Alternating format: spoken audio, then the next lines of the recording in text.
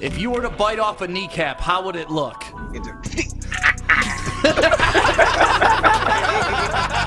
Woodward Sports, let's go. Good morning.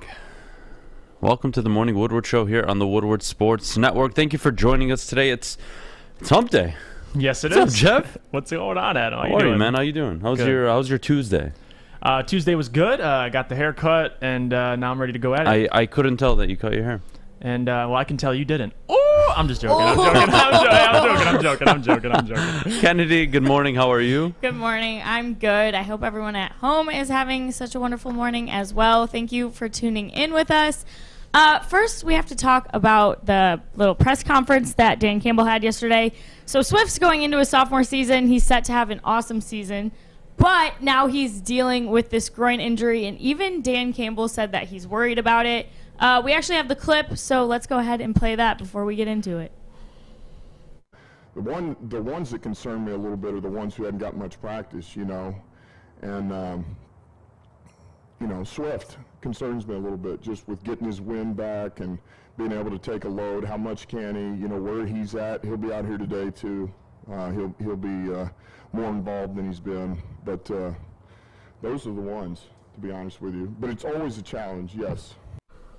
All right, so all of that being said, how are you guys feeling about this? What does this mean for the Lions? Jeff, let's start with you. Well, answering the question, what does it mean for the Lions, is DeAndre Swift individually is it's not good, because last year he was getting groomed into that starting running back spot with Adrian Peterson, and there was games where he started taking more of the load, and he suffered that ankle injury, and then now in this training camp he suffered a couple soft tissue injuries. So it scares me for a guy who hasn't really taken a big load yet, but more importantly, it's definitely going to hurt this football team. I mean, they signed Jamal Williams, and they got guys like Craig Reynolds in there, Jamar Jefferson, but DeAndre Swift and Jamal, that's the backfield, and they want to use those guys. And bringing in Anthony Lynn, they want to establish that run game, and losing your running back, 1A, it's tough. So it's going to affect this team come week one against the San Francisco 49ers.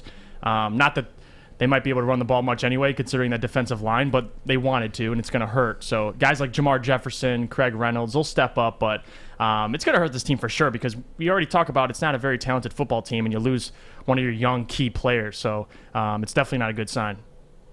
DeAndre Swift is not in a good position right now. Running backs are expendable in the NFL. I can find any talented running back to give me production. I'm not saying DeAndre Swift production, but if you're not available, you're worth nothing to me. I don't care how talented you are. I just don't. So DeAndre Swift, we're 2 years in now, constant nagging injuries, and you made a very key point. All these injuries have been happening without a serious workload. Yes. He has not been a 1A back, workhorse, 25 carries, 4 or 5 catches a game. None of that yet. And he's already, I don't want to say breaking down, but man, these are signs you don't want to see. You just don't. Because you see guys like, Saquon had that ACL injury, but most of the time these guys Saquon's a bad example, but you can bring up other running backs that have taken a load early in their career, like Jonathan Taylor. He had 2,000 yards in college. He comes out, has a great rookie year. So DeAndre Swift, on the other hand, even in college, like the big thing on DeAndre Swift, Adam, when he was coming out of Georgia, was he had the least amount of carries, among the running backs. So they said he was fresh, he was ready. In those carries he was successful. But coming into the league now, it's like ankle injury, hamstring, or now groin, like those soft tissue, those injuries linger, and you don't want it this close to the season, because that's what happens. It goes into the season, and you're going to struggle to stay healthy. So I don't know. I'm scared, because if they didn't sign Jamal Williams, everyone's talking about DeAndre Swift. This is his time. This is his year, or the next couple years is his years, and it's not a good start. If he's just going to start getting the workload and he's already suffering those soft tissue injuries, you don't want something bad to happen to him where he's out the whole year. Well, let's evaluate expectations of DeAndre Swift. All right. So did you expect him going into the season to be a 1,400 yard back with about 400, 500, 600 yards receiving? Probably not. Having said that, if you were, that's a big loss. Yeah. It's a big loss.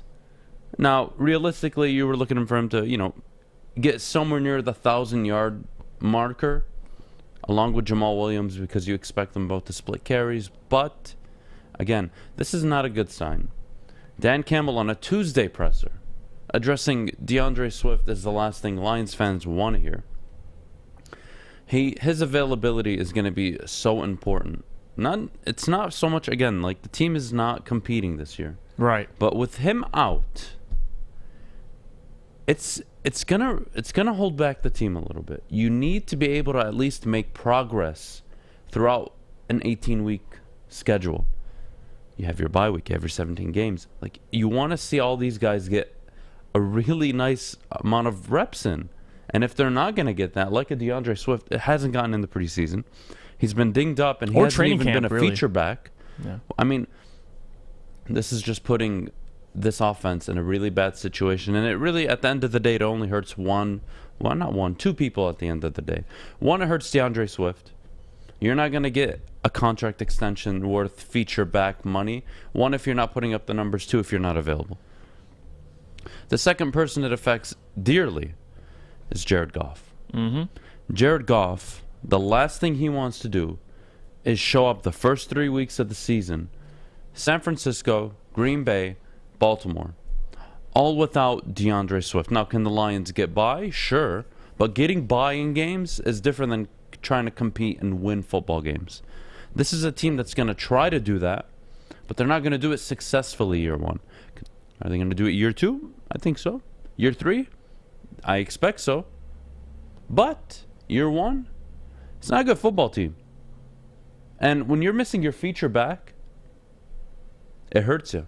It hurts you. Especially the back you're expecting to lead the team, because Jamal Williams is, second round pick. He's 1B, all right? Jamal Williams is a great running back. But with Green Bay, him and Aaron Jones, it was really a 70-30 carry load. It wasn't like a 50-50. Jamal was getting just as many carries as Aaron Jones. So if you're looking at in our situation, I'm sure DeAndre Swift would be getting most of those carries if healthy. So it's going to affect this football team, because they want to start in the run game. They want to be successful. They got those big boys up front, but you can't do much when your 1A is out. So Jamal Williams is going to have a lot on his shoulders. Jamar Jefferson is going to get plenty of time. So we'll see what he is. And we'll see if Craig Reynolds makes the 53-man roster. I think they have to do this. They have to. Yeah. Craig Reynolds, you can hybrid him, put him out on special teams, so you're not taking away from that side. But again, DeAndre Swift, his most important trait going forward is going to be, is he available? And if he isn't, it's going to be a big problem. It's going to be a big problem. And I said this yesterday. Teams don't win because they have a feature back. Christian McCaffrey, Dalvin Cook, Alvin Kamara. That doesn't mean you're going to go deep into the playoffs every single year. No. You need to be able to run the ball situationally. Right. I think the Lions can still do that even without DeAndre Swift, but it's really, really going to mess up their game plan heading into every single game if he's not available. That's the guy you want to run on first or second down.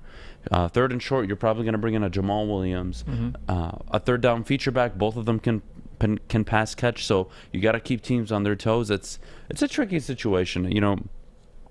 I understand it's not a serious injury, but it's enough to keep him out of full contact. And that's concerning. Yeah. What happens week one when he gets 17, 19, 21 carries against the San Francisco 49ers? There's 17 weeks now, too. So he's got to be available. I hope it's nothing too serious. We'll see what Dan Campbell addresses later on this week before the game against Indianapolis. Obviously, we're not going to see Swift or many of the starters, but again, Swift, your most important trait this year is going to be availability. You don't want a Jamar Jefferson, a Craig Reynolds to come out, show out, and then you're another second-round pick casualty for the Detroit Lions. The first being, obviously, Jelani Tavai when they make that decision. But then again, I expected it to be made yesterday, but nobody listened. So we'll move past that. Kennedy? All right, you guys. Well, when we come back, we're going to talk about a little bit of betting. I know you guys are going to be so excited for that because Adham is the king of bets around here. So make sure you stick around. This is Woodward Sports. I'm looking to bring on another HVAC tech right now. We're recruiting 5 to 10 techs a month. We're looking to grow and expand. Every new tech we hire is from Northwestern Tech. The hands-on training is fantastic. They're always my first call. We love hiring Northwestern Tech grads. They come out trained and ready to work. Our program is only 10 and a half months, and our next classes are starting soon. So why wait? I'm looking to hire Hire a graduate of Northwestern Tech. Northwestern Tech. Northwestern Tech. Northwestern Tech. Welcome back, everyone. You're watching the Morning Woodward Show on the Woodward Sports Network. Thank you so much for tuning in with us. We love spending our morning with you. But like I said, we've got some bets to talk about. So Vegas has spoken. The over-under win total for the Pistons this year is set at 25.5. So, Adam, tell me, what do you think of that? I think they're pretty spot on, given where the team is at right now.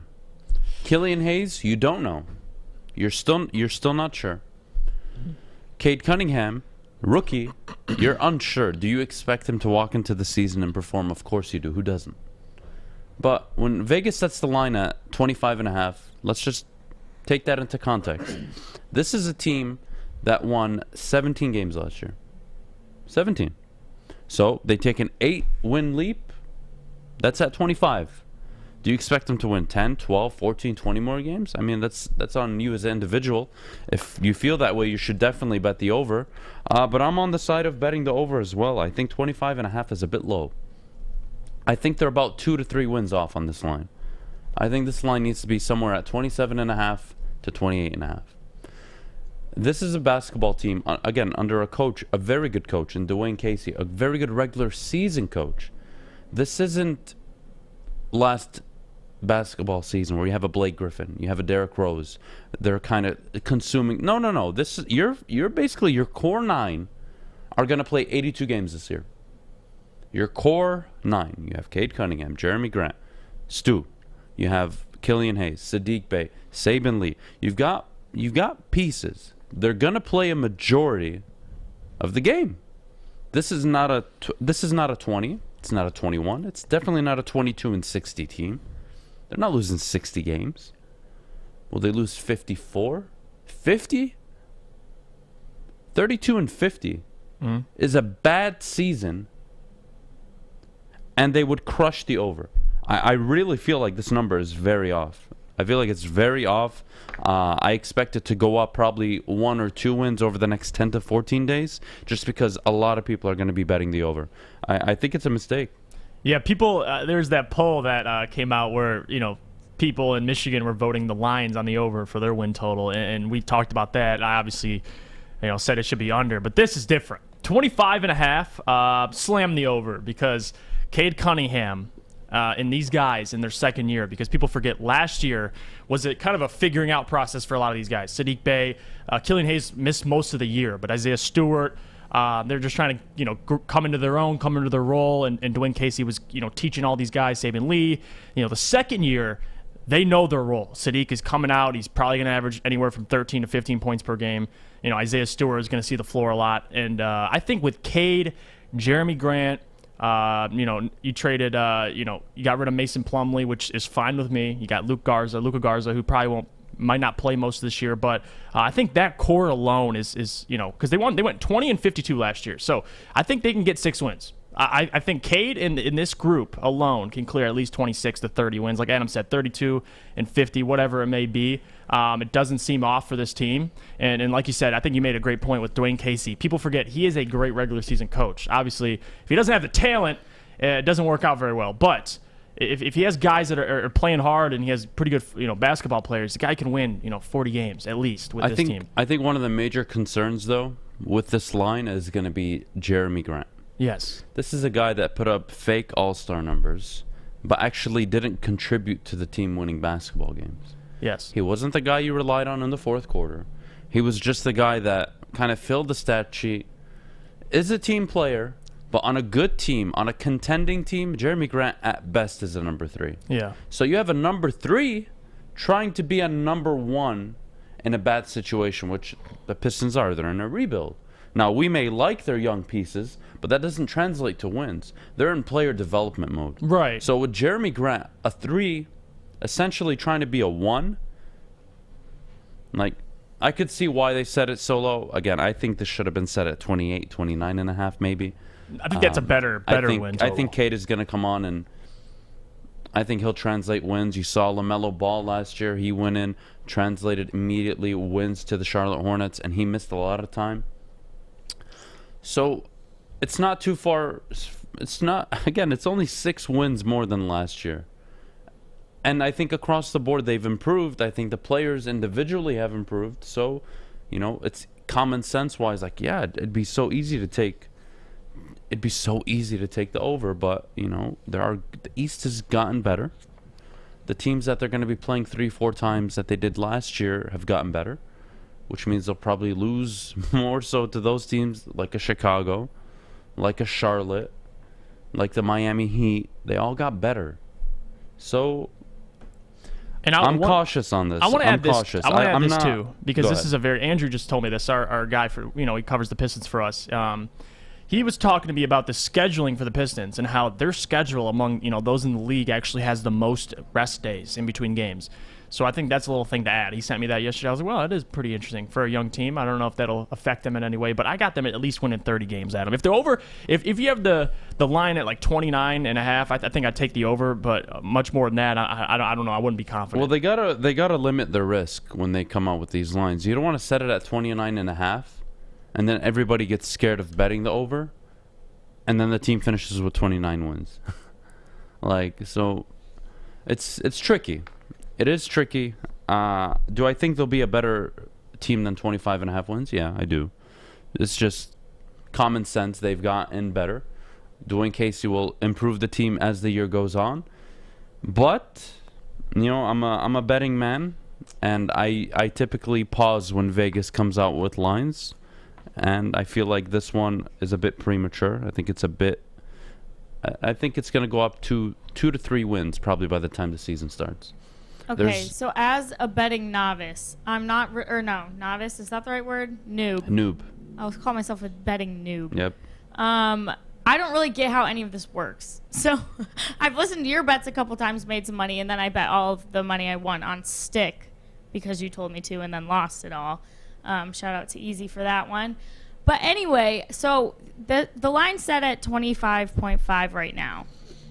If they change it, I still get, if I bet now, today, on the over, and they bump the over up, You're locked in at 25. You're locked in at 25.5. Okay, that's what I want to know. So we should hurry up and bet this now. I think if you're a Pistons fan, honestly, I'll give you betting advice. This is a very friendly line. I'm going to do Again, but this is like injuries not included. Like, you don't know what can happen from now till the start of the season. Somebody could tear their ACL, tear their Achilles. Like, not that you want this to happen, but this can happen.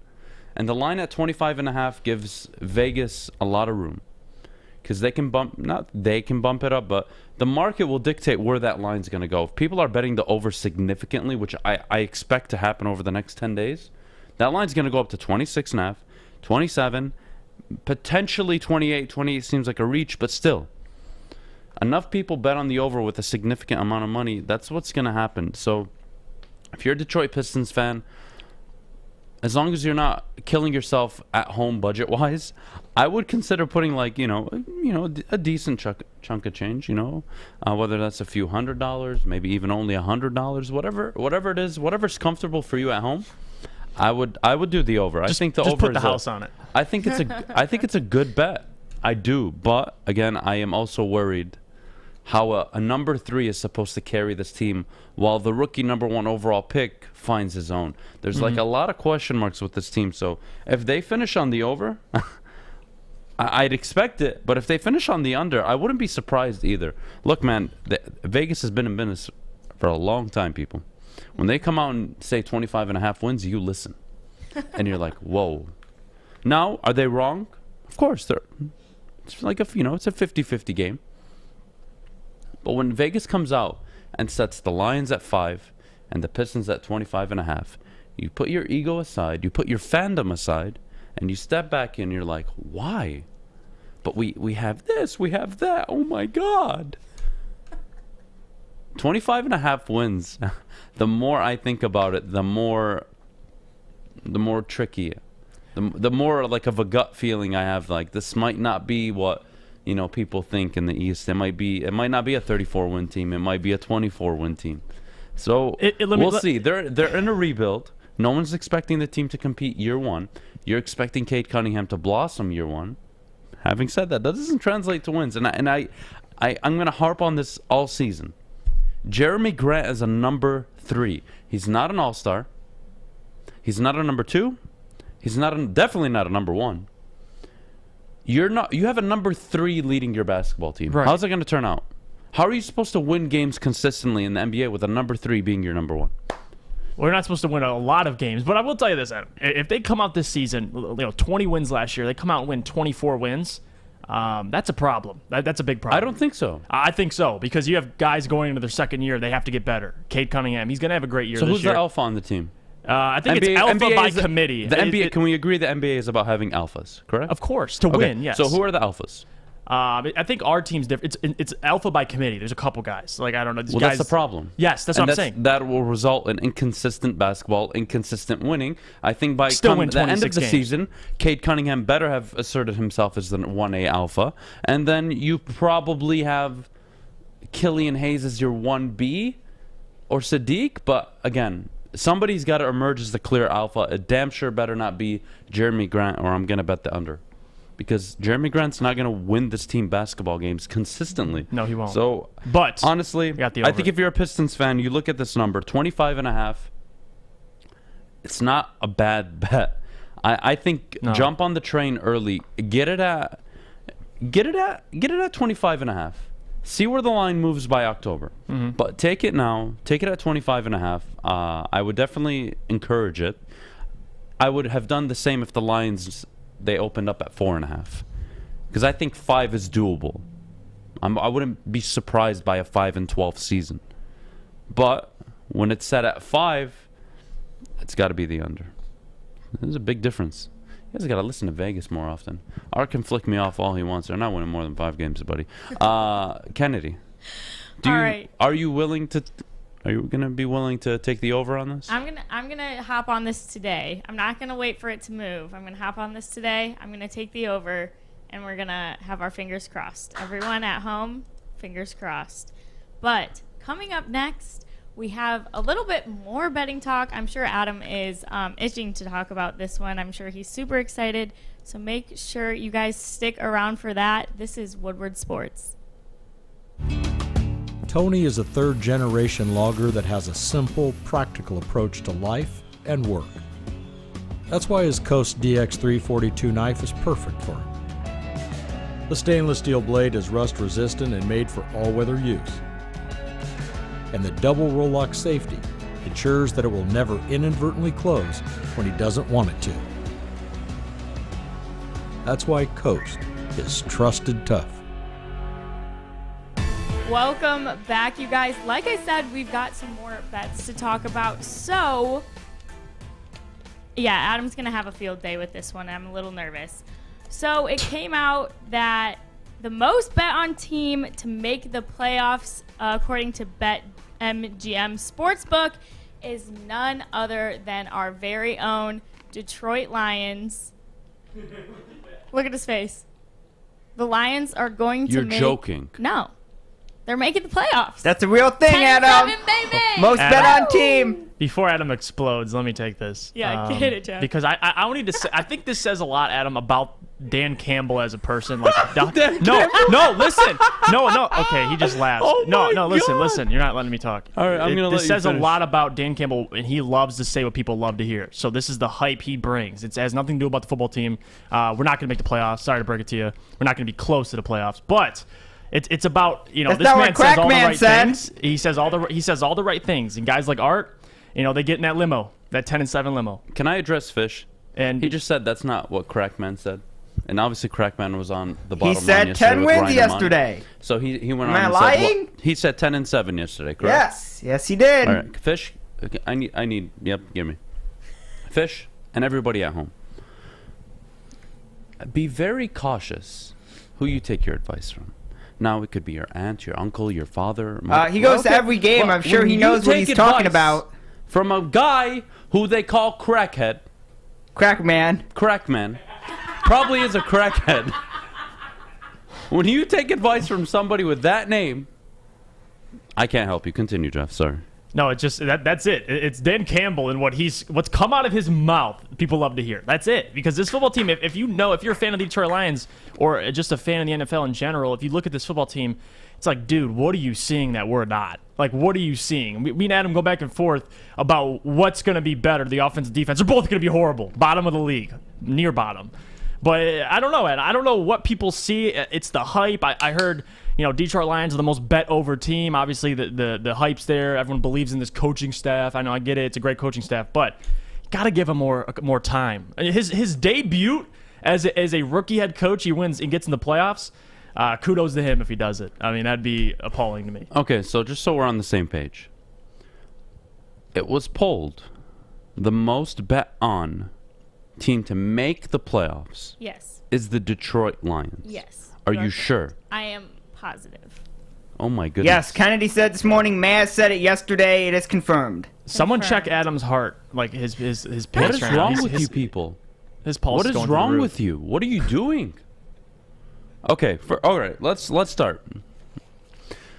The Lions are going to make the playoffs in the NFC, which the NFC has a super division where likely the Niners, the Rams, and the Seahawks are going to make the playoffs. That's 3 out of the 7 teams that are available to make. All right, cool. Now you have your other 3 division winners. Cool. So there's 6. So you're telling me the last playoff spot magically isn't going to be a team from the NFC South, NFC East? Oh no, it's going to be from the NFC North, a team that's finished dead last in the last 3 years. That's the team that's going to make the play. You guys are, I can't help you. I can only talk so much and like try to give advice. Guys, I'll say it again. You downgraded at quarterback, downgraded at wide receiver. Secondary still has a bunch of question marks. Do I have to bring up the fat linebacking core that you have? Although I love Derek Barnes right now, I really like to see it. But really? Really? You address the D-line. They need time to develop. They're not going to come out world beaters year one. Just because Dan Campbell comes around in the locker room, kumbaya, guys. Hey, I'm Dan Campbell. Everything's great. Listen, we're going to bite some kneecaps along the way. And, everything's going to be great. I haven't figured out the X's and O's yet. That's what these guys are here for. But, we're just... It's a worse football team than when I got in, but hey, we're gonna be better because I'm saying we're gonna be better. You guys kidding me? You know how hard it is to win a football game in the NFL? Downgraded at you downgraded at the most important position at quarterback. You downgraded. I don't care how you feel about Stafford. I don't care how you feel about Goff. There are two different quarterbacks. One is in a way better situation. The other came to a worse situation, which means he downgraded, and so did you. The team was willing to give up 2 first-round picks to get rid of the guy. That's on you. You downgraded. Where are the wide receivers? Marvin Jones is in Jacksonville. Kenny Golladay I could care less about, but he's in New York. Where are the wide receivers? Cephas? Cephas, the guy who made one good catch last year. Okay. Wow. Amon-Ra St. Brown, Golden Tate, he's coming. Hasn't even played yet. He needs years before he even gets to that level. He's not going to come out a rookie world beater like a Justin Jefferson. He just isn't. Okay, next. Brashard Perriman, Jerome Allison, Mike Kennedy, Tom Kennedy, what's his name? Tom Kennedy. That's your wide receiver. That's going to get this team to the playoffs. You guys never... You never disappoint. Honestly. I want to know the demographic.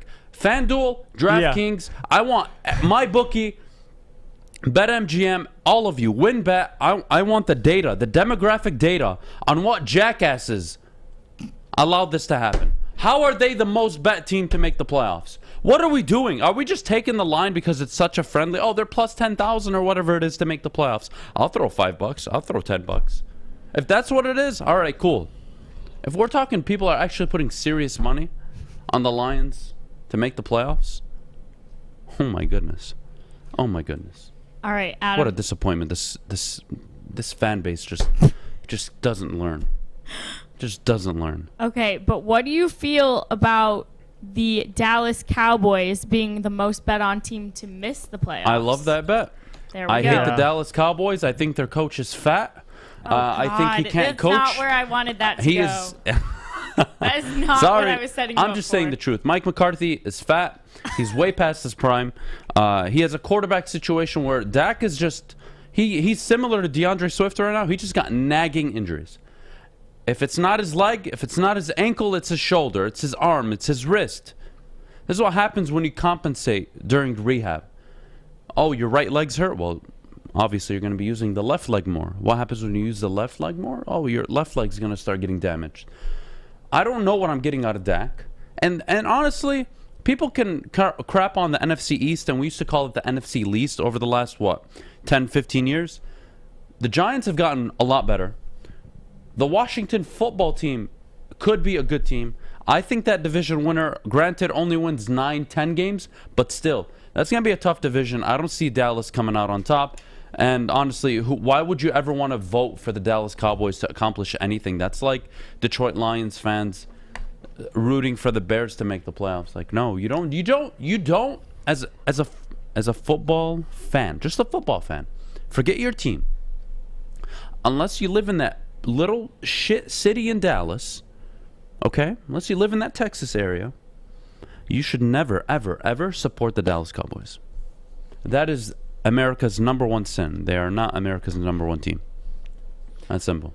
Well, the NFC East is bad, and this is a good bet. Obviously, the first one we just argued, it made no sense, but I will bet the Cowboys. It's the Cowboys. As stacked team as they are, they always find a way to somehow bomb out of the playoffs. But especially with the most important thing here is Dak and his lingering shoulder injury he suffered, and he might not even be ready for Week 1. So that's a little terrifying because behind him is Ben DiNucci and all these other guys. Like, it's not looking good. And the Dallas Cowboys, even with Dak playing last year, putting up all those yards, they still weren't winning football games. I told you, Dallas Cowboys 8-0 when they score more than 25 points with Dak in the last 2 seasons. 0-8 when they don't. You're relying on this quarterback so much, and he's already coming off an injury. It's a bad situation. And again, regarding the Lions are probably, honestly, the most bet team to make the playoffs because of the line. I'm sure if you put in maybe $100, it pays out $800. So it's probably the biggest gain, but it's not a smart bet either. There's a reason they're a plus 8,000 or whatever it is, 6,000, 6,500. There's a reason they're that bad because their team is bad and the odds of them actually being good are very, very low. Rookie head coach. First-year quarterback. You can tell me what the wide receiving core. It ain't good. I'll tell you that much. Secondary ideally improves, but still got a lot of questions at safety. My linebackers, what am I getting out of my linebackers? Derek Barnes? Cool. That's one good player. I need more than one good player on that side of the ball. Somebody help me. I don't get the logic too. Like betting a team that has only made the playoffs 3 times in the past 2 decades and hasn't won a playoff game in over 2 decades.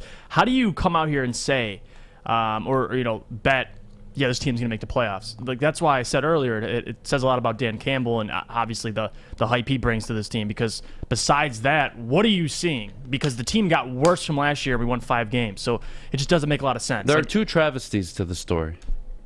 The first being, nobody should ever root for the Dallas Cowboys. I hate the Dallas Cowboys. I just hate them because they're irrelevant. It's the most frustrating thing. But they have a very talented offense, something the Lions don't have. They have a wide receiving core. They're confident in their quarterback moving forward, although the injuries scare me. They have a pretty good offensive line. It's not as great as it used to be. And then you have a running back who I could also say has just gotten fat since his rookie year. He has decreased in yards per game, yards per carry, touchdowns, across the board. He's gotten worse ever since you've paid him. Ever since his rookie year. You go back to Zeke's rookie year, oh my God, that's a Hall of Fame running back. Year 2, who bounced back? Year 3, what the hell? Year 4, oh my God, what the hell are we doing? We paid this guy? That's Ezekiel Elliott. The biggest tragedy that could come out of all of this is that 1, the Cowboys do make the playoffs, and 2, all these hardworking people lose their money betting on the Lions to make the playoffs. I would make this bet next year, guys. I wouldn't make it year one. I swear, any of you listening right now, I will fund your bets next year for the Lions to make the playoffs preseason. I will help fund them. Just don't waste your money this year. Please. Don't throw away the $10, $50, $100. That could be your gas money. You could take the $100 and bet it on the Cowboys not to make the playoffs. That might be a better bet. But, it doesn't pay out as much. You know why it doesn't pay out as much? Because the odds on it are less. Of course. Duh. You think the odds of imagine something happening 1 out of 10,000 times. That's what you bet on. You're betting real money on something to happen 1 out of every 10,000 times. That's what you're betting on. You're a great bettor, smart bettor. I can't. Art, you know how I feel about this. I don't know what else to say, Kennedy. I'm sorry. I am so disappointed. I hope none of you listening are actually taking that bet. I hope none of you have made preseason bets that the Lions are going to make the playoffs. Please, don't waste your money. I'm actually being so serious now. This is how it starts, guys. You start betting on the team you love, and next thing you know, you're $2,000, $3,000, $5,000, $10,000 in debt. I'm telling you. Don't bet on the Lions. They'll just break your heart. They'll just break your heart and your wallet. Sorry. That's Uncle Adam right there. I'm trying to help. He's trying to help. I'm just trying to give some good advice. Kennedy? Well, okay. Obviously, you're a little disappointed in how that one pulled, but there's another poll coming up next regarding the Lions once again, so make sure you guys stick around for that. We'll see you after the break. This is Woodward Sports. Okay, you thirsty little spin goblins. I want you to pedal into the next dimension. Spin it! Spin! Spin! Uh-oh! Carmen's falling behind. Let's give her the hiss of shame. Spin! Spin! Spin till you bleed! Don't ride the bike of shame. Come to Planet Fitness and find your own lane with tons of equipment, free fitness training, and no hissing. Join today for just $10 a month. Welcome back, everybody. You're watching The Morning Wood on the Woodward Sports Network. Thank you so much for joining us. Like I said, the Lions had a little poll come out yesterday. It was on their Twitter, and it was about their final preseason game coming up. And they asked their fans which position they're most intrigued to watch. Over 39% said they're looking out for those linebackers. Almost 26% said DBs. 18% said running backs, and 16.8% said QBs. So, Jeff, tell me, which position are you most intrigued by? Yeah, they hit it right on the head. The defensive position should be first. I had the linebackers, actually, before I even picked the poll, because it makes the most sense. After what Jelani Tavai did last game, you want to watch these linebackers. Derek Barnes looked really good. That's another reason why to watch, because you want to see him and see what he can do. But they've just been so bad. If you go back to last year, they were the highest missed tackle rate in the NFL, the Detroit Lions, and they need to improve in that area. And not really adding much, but Derek Barnes, still a lot of unproven guys. Revis Maybin, and these guys need to get out there and perform. So if it wasn't for the linebackers, I'd go secondary, but you already have some promising guys in there. I mean, yes, Jeff Okudah might slip up here and there, but you kind of know what you got. The linebacker core, you don't know. I mean, Jelani Tavai, we talked about yesterday cutting them before, right after the end of our show, the Lions should just get rid of them. So to me, it's the linebackers going into the season. You want to look for that position, and you want to look out. So I think it's a pretty easy answer, clear cut. I'm glad Lions fans at least got this right. You should be looking at the secondary and the linebackers. Thank you. Good. Yeah. You know what you're looking for. I appreciate that. Good. That's all you can do. That makes up for all the horrible bets on the Lions making the playoffs. But look, it's against the Colts. The Colts are probably sitting a majority of their starters as well. This is kind of the game of who we're cutting, who we're not cutting. Mm-hmm. My hope is that Tavai shows up again and doesn't play well, so they can just move on. But again, the likely scenario is he probably starts the season. Why? I don't know. I don't know what more you need to see out of this guy. He can't cover sideline to sideline. He does a poor job of filling the gaps in the run game. He can't blitz the quarterback. Oh, but on Twitter, We love to show highlights of Tavai, of him sacking Kyler Murray, of him making a few tackle for losses. How long did it take you to put that highlight compilation video together, huh? 30 seconds? A minute? The guy's done nothing. I want to see Barnes play well. Ideally, you want Tavai to show up and play well, obviously. But he hasn't proven it in 2 years and now the preseason of this year. Right. What more do you need to see?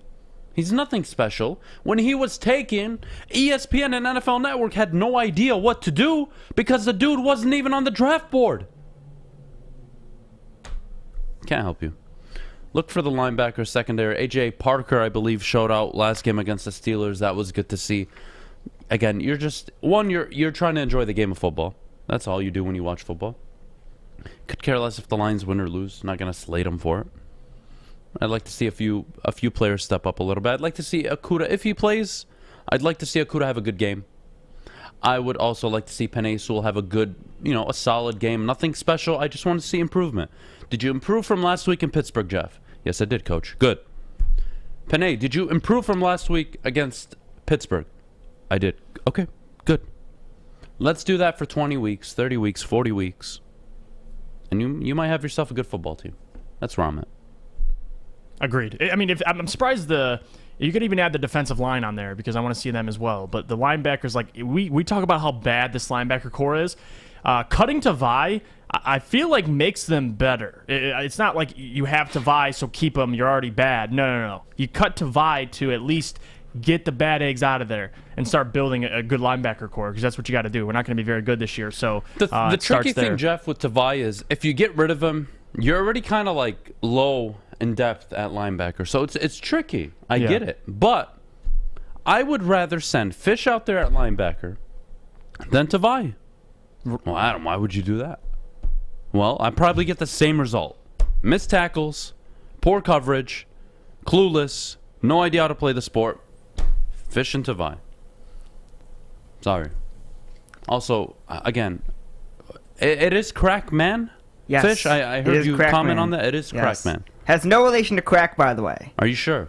Yes. His last name is Ron Crack. I have seen him. I looked at him yesterday in the same seat Kennedy's sitting in. Everything checks out? His name is, I don't know. His name is Ron Crackiola or whatever. That's why his name is Crackman. Where the Crackman was sitting? You are sitting where the Crackman was sitting, yes. Oh, my gosh. You've been in the cursed. presence of greatness. See? Kennedy knows. Kennedy knows. The fandom, and you're sitting in the same seat that Ryan Armani was fist pumping, very happy, going back in the seat, excited about him saying Lions 10 wins. So you guys are in seats of greatness. I hope you know that. All right, well, did anybody ask Crackman about Tavai? Or no? I don't think so. That's frustrating. Yeah. Cut his ass, get rid of him. I understand where you're really thin at linebacker. Just go pick up a free agent. Go pick up somebody that was cut from the 80-man roster right now for this upcoming week. It's fine. Tavai's not giving you anything. No. He's not. This is why I don't understand the keep him as a backup argument. You don't want him on the field. Why keep him as a backup? This man, when he's on the field, bad things happen. You saw it in Najee. You can go back and watch film last year. That was a 4-yard route that turned into a 42-yard play. So it was a 4-yard out of the backfield in route. He catches the ball. There are 3 Lions players, the first being Tavai. Tavai has the angle and somehow misses. Oh, my goodness. And you want that guy as a backup. We're making the playoffs this year. We're making the playoffs. With that. Guys, come on. Listen, let me save you some money. All right? I told you earlier, go bet on the Pistons to win more than 25.5 games. Go do that. Be my guest. You'll basically double your money. Good. That's a good investment. If you double your money. If you're trying to make quick money, putting $10 on a plus 6,500 line, oh, I'm gonna win. If I hit it, I'm gonna win $65 on my $10 bet. Oh, if I put 100, I'll win 600. Do you know what the odds are on that?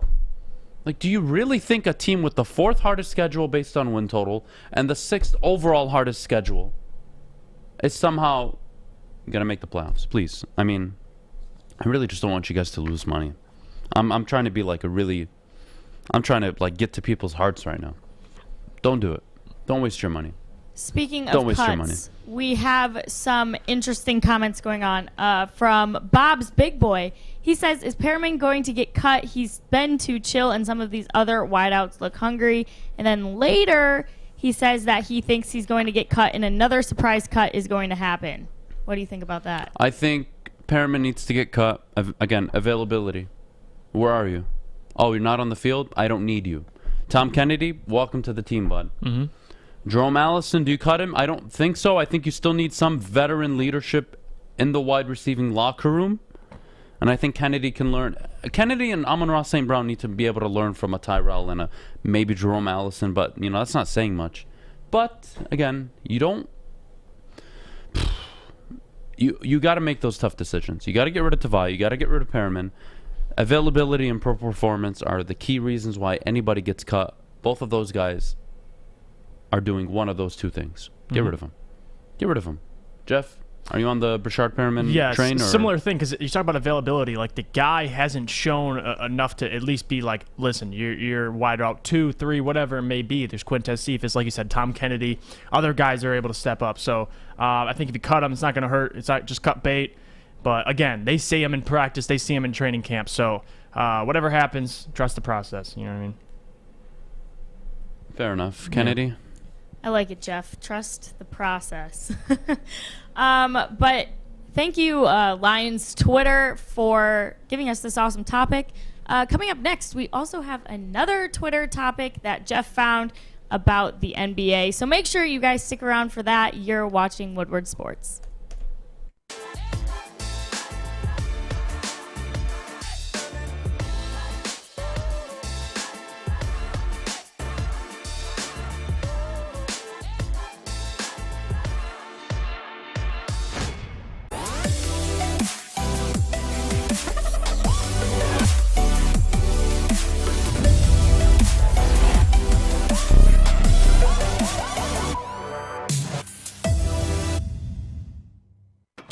Welcome back, you guys. You're watching The Morning Wood on the Woodward Sports Network. All right, so Jeff found this awesome little graphic that the Hoop Central on Twitter came out with of Kyrie, AD, Embiid. Did I say that right? I don't watch the NBA. Embiid.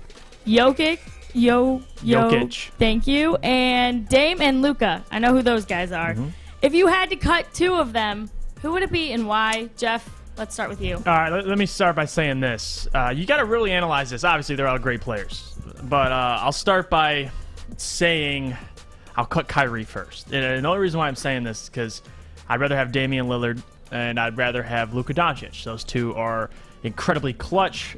Kyrie's clutch, but those two are transcendent in a way that Dame can pull up from pretty much anywhere, take over playoff games. He's hit playoff game winners.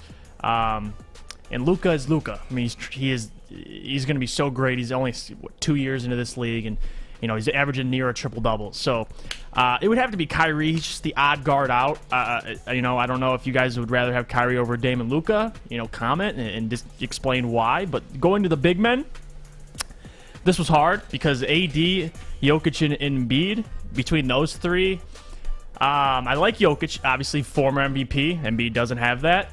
He's incredibly good at passing the ball, distributing it to his team. But he can space the floor. He's a better shooter than Embiid, I believe. And I don't know about if I would get rid of AD either, because AD, when healthy, is a beast. He has a ring, something Embiid does not have. In the playoffs, he's hit game winners. Hit threes to win the game. So between those two, I got to get rid of Embiid. So Kyrie and Embiid would be the two I'd cut, keeping Jokic, AD, Dame, and Luka. So I was pretty confident with that list. Come on. Jokic is 25 years old, and he's constantly improving. Embiid is, 28 years old.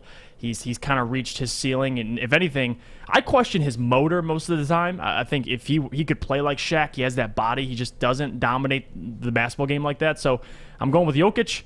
And I'm cutting Kyrie and Embiid, Adam. You're cutting Kyrie and Embiid. Okay, you got one of them right.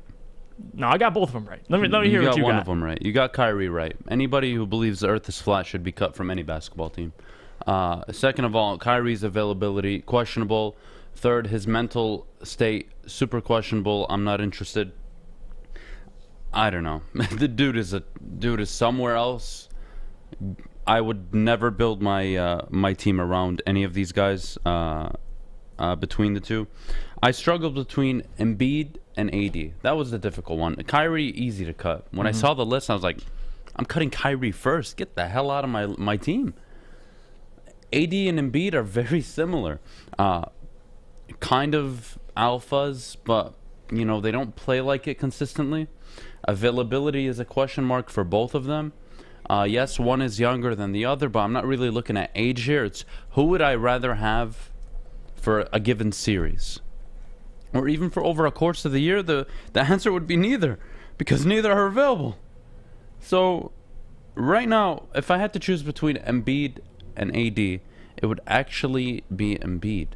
And I'll tell you why. Embiid came out of college, couldn't play the first 2 years, struggled with knee injuries, struggle, and over the last 3, 4, 5 years, he's actually been available to an extent.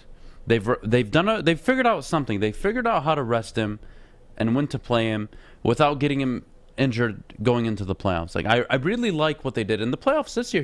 He played well. I mean, Ben Simmons just sucks. So you want to talk about people being very bad at what they do. Ben Simmons is definitely one of them. AD, on the other hand, again, he was out. History of back problems, which is a big no-no for big men. Everybody talks about the knees. The back, once the back goes, you're done. Go ask Dwight Howard. I gotta cut AD. It's so tough to cut between either of them. Yes. Given they're both so similar in how unavailable they are. But I would rather have Embiid. I think if I put the right pieces around Embiid, he would be a monster. I needed LeBron to coddle AD, and I needed coronavirus to happen so he could stay healthy. Okay. Just so I could have AD for the playoffs.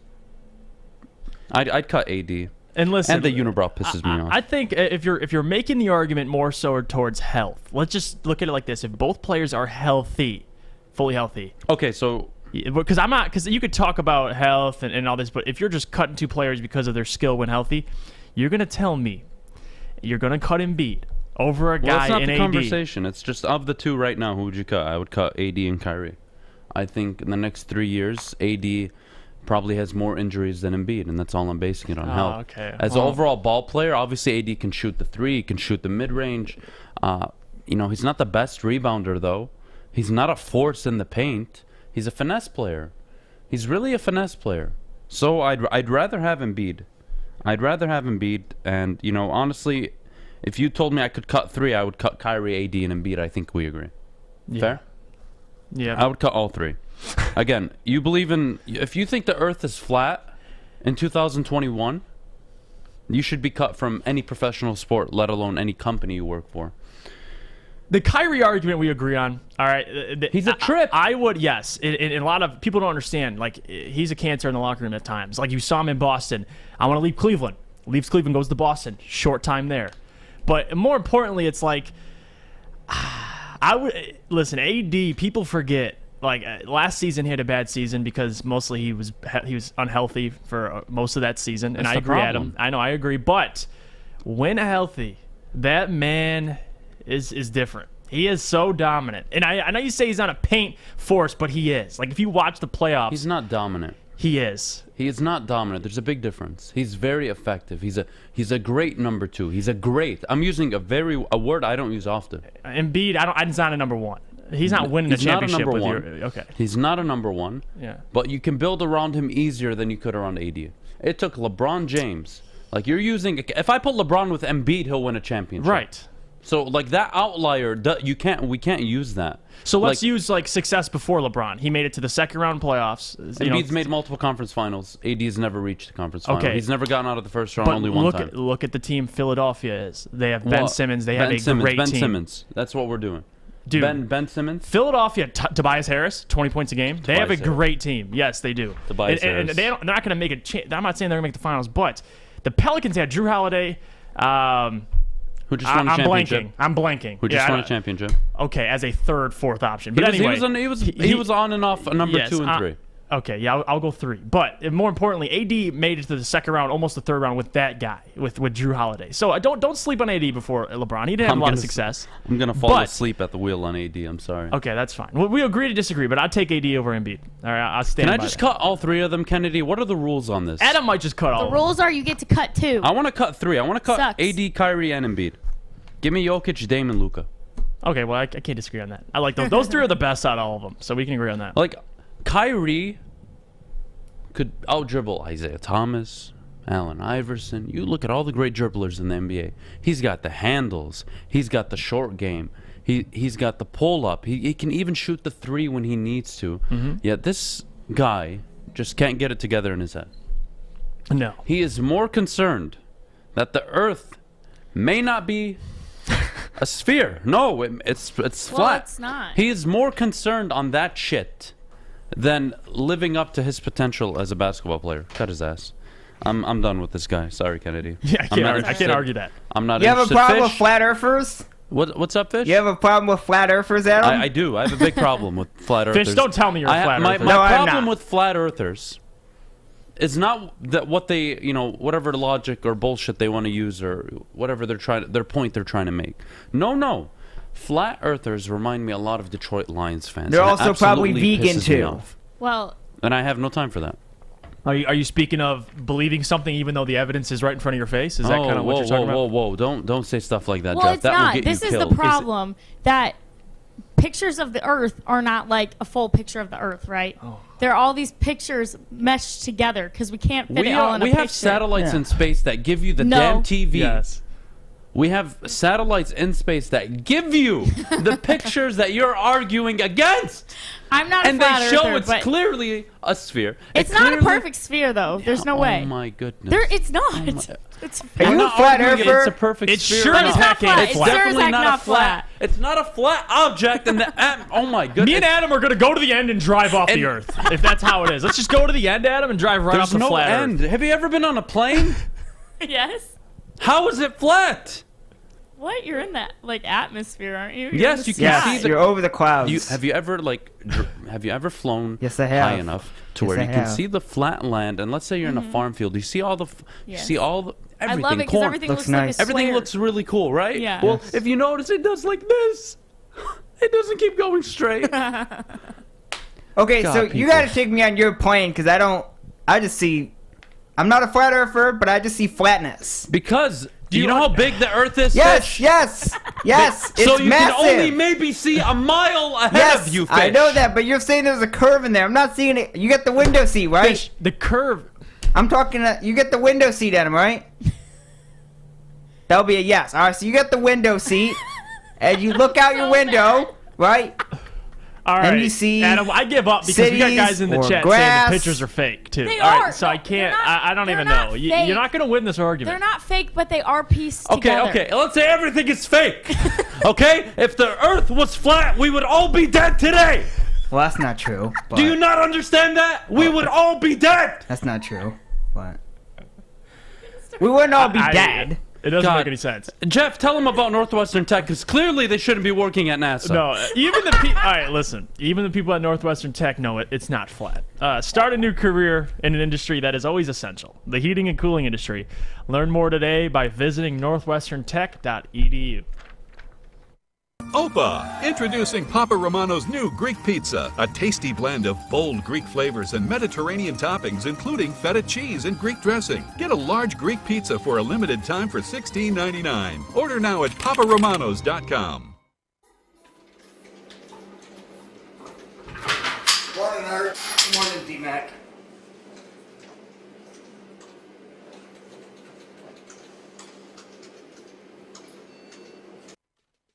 The moon landing did not happen. We all just talked about it. The moon landing was sus. Okay. But Stick just came in and said it happened. Whatever. Doesn't matter. More NBA talk. Bleacher Report came out with its top 10 young cores in the NBA. And guess what? Our very own Pistons were left out. I think that's some BS. What's the list? I don't have the list in front of me. Well, let me just tell you this. You'll get it But by the me Pistons saying ain't this. on it. The Knicks made it. The Knicks. pull it. Who do the Knicks have? They got Julius Randle. He's not young. He's been in the league for quite some time. Kevin Knox, who they drafted, and he's been on the bench the last 3 years. Who else? Obi Toppin, who barely averaged the same amount of points as Killian Hayes last year. This is a disgrace, and this shows right here that the media doesn't respect small markets. Bleacher Report clearly doesn't care. If they did their research, they'd understand that we had rookies playing extremely well last year. Killian Hayes, we can leave him out of this. Okay, he was injured. But how do you look me in the face, Adam, and tell me what was the criteria of this list, Kennedy? I would love to know. It has to be something completely preposterous. All right, give me the list at least. The that way list I can understand why they maybe snub the Pistons. At number 10, the Houston Rockets with a picture of Jalen Green. Ugh. 9, the New York Knicks. 8, Charlotte Hornets. I forgot they were a team. Okay. Dallas Mavericks at 7, Denver Nuggets at 6, Phoenix Suns at 5. I can get down with that one. Okay, that's fine. 4, Memphis Grizzlies. Number 3, the Pelicans. Number 2, the Celtics. And number 1, the Atlanta Hawks. The Bleacher Report just lost all credibility. First of all, the Phoenix Suns should be number 1 based on, I don't know, their core 2 just made the NBA Finals. So let's start there. Number 2, I guess the argument needs to be, the Mavericks, the Hawks. You have, I'll go with Charlotte because LaMelo Ball. I think he's going to be a star. There's no way we're not top 8. But top 7. How are we not in that top 10? That makes zero sense. Kennedy, can you run through the list from 5 to 10 real quick? I can. Because, Houston at 10. All right, let's say in some perfect world, Houston has a core outside of Jalen Green. What, Christian Wood? And he's you want the top Wall? 5? Oh. Top 5? Give me 5 to 10. 5 to 10. Okay, 5 Suns. Okay, so we can all agree. Well, that's a good one. Let's go one by one. Suns should be on the top 10 list. Where? I don't care. They should be there, though, right? Higher than 5, I think. But whatever it is. Number 6. Nuggets. Okay, they have a Jokic. They have Jamal Murray. I'm okay with that. Next. Okay, 7, Mavericks. They have Luka. That's really only their young core piece. Yes, but that's a better core piece than half the teams on that list. When you're talking about a young core, though, doesn't it have to be more than one? Well, but when you have a superstar as your young core, I think you should be in the top 10. It's the NBA. Okay. When you have the one guy, you're set for the next 10 years. That's true. So I'm okay with that. Okay, number 8, the Hornets. This is where they mess up. Yeah. The Hornets and the Rockets should not be higher on the list than the Detroit Pistons. It should go Pistons. Terry Rozier is not a young core piece. He's a ball-hogging guard who will never help the team win anything. Let's start there. LaMelo Ball, I really like him. I really like LaMelo. And I'm willing to say Houston 10, Charlotte 9, and if you just want to be that guy, I'll have the Pistons right there at 8. How are the Pistons not at 8 with an Olympian, Jeremy Grant, who it's not that he's part of the young core, but he's not an old vet either. Sadiq Bey, Killian Hayes, Cade Cunningham. You guys kidding me? It makes zero Luka sense. Garza was probably the Summer League MVP. Saban Lee. Adam, the fact that we can name at least 4 to 5 players on the Pistons that are young, part of a great young core. If you look at the Knicks, no. If you look at the Houston Rockets, no. So I don't understand how we didn't make the list, because I'll give you Charlotte Hornets. Like you said, LaMelo Ball, we can make the Luka Doncic argument. He makes up for a majority. He's such a great player. But they forget we had the number 1 pick, Bleacher Report. Cade Cunningham's a Detroit Piston. Newsflash. So he's playing along with guys like, Sadiq Bey, who, second-year player. He's still young. Killian Hayes, second-year player. Isaiah Stewart, second year. Saban Lee. Isaiah Livers. We have multiple guys who are going to play first and second-year players, and we're not top 10. So the New York Knicks can take that New York market and shove it up their behind. Well, because I it think makes that zero plays sense. a big role into it, right? So the Pistons historically have always been a team that's been disrespected in the media. Yes. Even, honestly, they peaked in franchise value, I believe, in the early 2000s, even before their championship. And I believe from 2000 to 2002, they were somewhere between the 5th and 3rd most valuable team. And that's, keep in mind, they didn't win anything. When they won in 2004, they peaked at 5 on the list. And then it's been downhill since. Again, you don't want to call Detroit a dominant market. Well, I don't care. It's a sports town. It's a dominant sports town, sports city. How the Pistons aren't How the Pistons aren't on the list blows my mind. Like, you have Frank Jackson, Saban Lee. Yes. I don't want to go through the list. I'm very disappointed in Bleacher Report. I want to know the criteria. If you could, Kennedy, if you could find it, I want to know the criteria for this list. Because if it's about having an alpha, I'll agree on 6 of the teams. Okay. It says, under the microscope, we analyze everything from current production to growth potential. Oh, my God. From there, clubs are weighted by their collections of young talent, which accounts for both quality and quantity. Having one young star who lacks support won't cut it. So, which okay, now perfect. I'm confused. So here we go. Cade Cunningham, right? There's your young piece with a high ceiling. We checked that off. Yes. So they asked for quality and quantity. Well, I can give you both for the Detroit Pistons. I can't give you shit for Houston or for the Charlotte Hornets. Are we considering Miles Bridges? And I can Terry actually tell Rozier you part that. of that core? Because if we are, then all right, you get the quantity on that. But They do. I'm sorry. They do count him. I'm Their sorry. core is Ball, Bridges, Washington, PJ Washington, the dude who knocked up an Instagram Thor, and chick. Jones. That's what we're doing. That's what we're doing. How, this is great. No, it all goes back to the same point. Detroit is disrespected because how in the world do we have more? Let's just take off Jalen Green, take off Cade Cunningham. We still have a better core than the Houston Rockets. How in the heck do we have the first overall pick and they have the pick behind us and they make the list? How? That makes no sense. That makes 0 sense to me. So, Kennedy, Bleacher Report. I don't want to. For the Rockets, if I take out Jalen Green, is Kevin Porter Jr. Oh my God. KJ Martin, Josh Horrible. Christopher. You know what? No, I'll agree then. They should. I told you they should be 10, and I don't mind them at 10. And the Pistons should be somewhere between 9 and 8, though. Yeah. The fact that the Pistons aren't the list is the problem. It's not just the teams that are there. I agree with most of the teams. Knicks should not be there. Obi Toppin? Who? Dude averaged The 7 Knicks have been points. taking players for the last 10 years. Nobody knows who the hell they are or where they're from. Give me a It break. says the swing factors are Toppin, Grimes, and McBride. Oh my God. Oh my goodness. Good luck. You know what, New York Knick fans? You deserve 60 years of misery. You deserve everything the Dallas Cowboys have gotten in the last 30 years. You deserve everything the Lions have gotten over the last 60 years. I hate the Knicks. Oh my goodness. Oh my God. Oh my That makes goodness. me hate the Knicks even more. Why are they even on the Bleacher Report? You're losing credibility with me right now. All right, guys.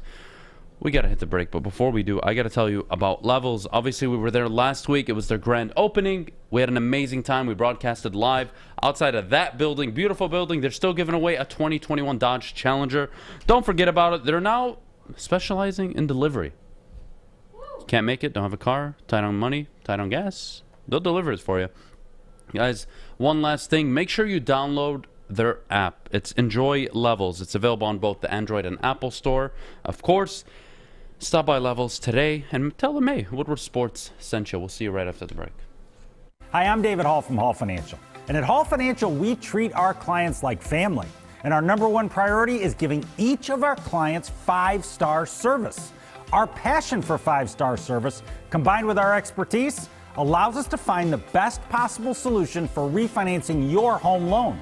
We take the time to focus on both the individual and the numbers. We're going to walk you through the process and close your loan in half the time of our competition.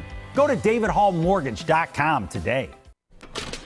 Welcome back, everyone. You're watching The Morning Wood on the Woodward Sports Network. So glad to have you here with us. All right, so I came up with some questions last night. We're going to have a little game show portion of our show, if you will. So we're going to play the game of Would You Rather. You guys, I've got some, I think, saucy questions for you. I hope you argue. I hope it gets heated. So let's get right into it.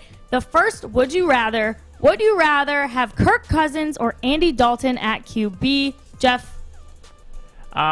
This is tough because Andy Dalton has gotten into the playoffs and had somewhat of success, but Kirk Cousins is always putting up better numbers, and he just looks like the better quarterback. So this is kind of an interesting one. If I had to go quarterback, is this right now, Adam? Are we doing this right now? Kennedy, what's the criteria here? So, Jeff. Everything is right now. Okay, I'll take Kirk if Cousins. you had to, today. I'll take Kirk Cousins. Andy Dalton, he did what he did in Cincinnati. Wasn't right now.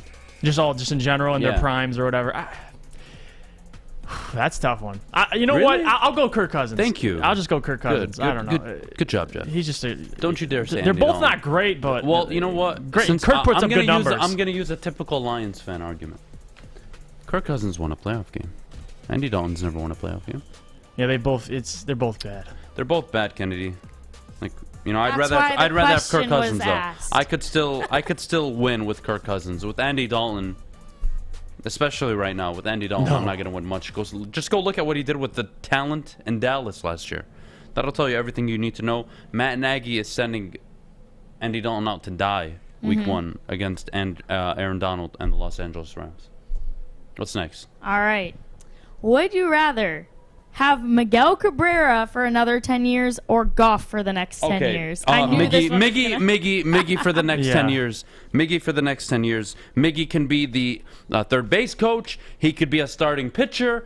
Anything over Goff for the next 10 years. Please, God, give me Miggy. Please. Yeah. Actually, I'm going to say Goff. No, I'm just joking. I'm going to say Miggy, too. I just want to... Adam would explode if I said Goff. But more importantly, it just doesn't make sense. Why would you want Goff for the next 10 years? I mean, you don't even know what he is as a Detroit Lion. I'd rather have Miguel Cabrera at quarterback over the next 10 years than Jared Goff. Yeah, give me Miggy for 10, man. Like Adam said, he'll find a way. He'll find a position. If he plays another 10 years, he might break the home run record. All he needs to do is average, like, and we'll witness it. You know, about True. About Records 10, would be 15, broken. 15 home runs a year. You know, do that for 10 years, you get close to 650, 670. You know, still off, but you get pretty close. All right. He'll join the 600 club, that's for sure. Yes, For sir. sure. Yeah. Would you rather have the Pistons bring back Blake Griffin or Andre Drummond? Jeff? Ooh. This is tough because if we're just going to look at the players itself and their personalities, Andre Drummond, God, as talented as he was rebounding wise and just being a center, he just didn't have a motor. He never had a motor. And he always just seemed to just clock out of games and just check out early every single time. So if I'm picking an individual player and I'm getting their attitude with it, I'm going Blake Griffin. All right, I understand how he left Detroit wasn't very great, but and him saying, taking off his knees getting better all of a sudden, he can jump out the gym, but. Give me Blake Griffin back. I would rather have Jared Goff at quarterback for the next 10 years than bring back either of these fuckfaces. Well, you have to pick one. It's the rules. I'm and I not get to picking make either them. one of these pieces of I know garbage. you're definitely not picking Drummond. I'm definitely not picking Drummond. He's a bum. No offensive game. All he does is rebound. Great, you're 7 foot. I could probably rebound if I was 7 foot too. Blake Griffin. He did have a career year here when in Detroit. Wow. I mean, what is his career? Is he a Hall of Famer? Not saying much. I'm just saying. Andre Drummond Lob is... City. He used to dunk over cars. That's Blake Griffin. Wow, what a basketball player.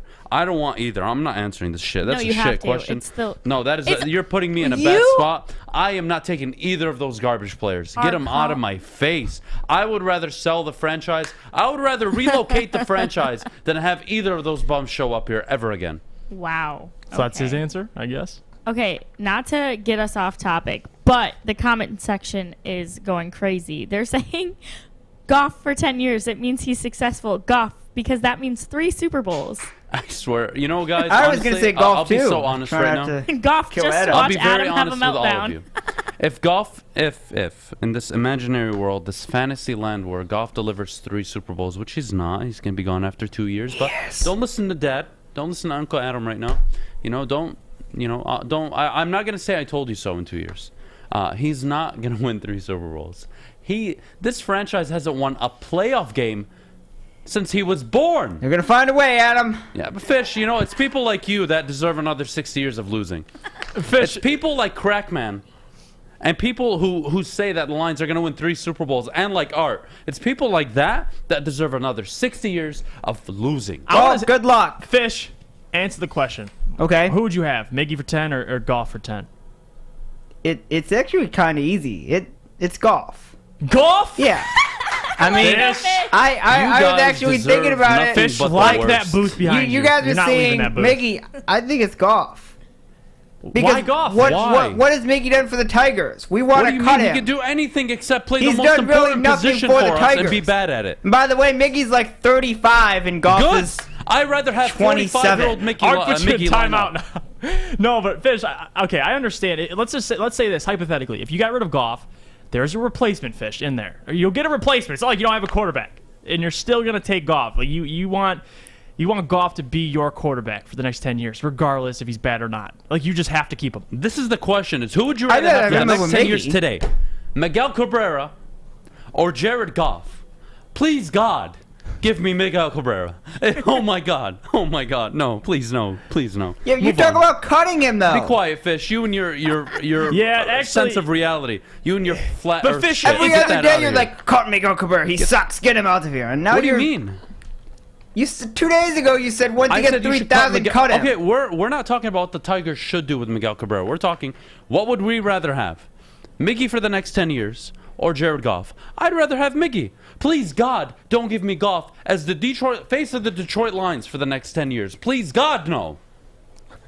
Okay, that's your opinion. Next, Kennedy. All right. Well, you still didn't answer. Blake Griffin or Andre Drummond? I told you I'd rather relocate the franchise or have Jared Goff as my quarterback for the next 10 years. Pick one.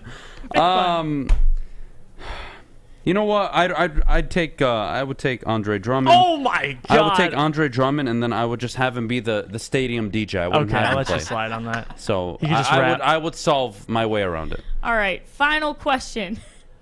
Would you rather, and you have to answer this one, Adam, you cannot back out, the Lions use a first-round draft pick on a return specialist or on a long snapper? Why do we have to do this? Why? Why did I even let you do? What are we doing? All right. I would rather have a return specialist.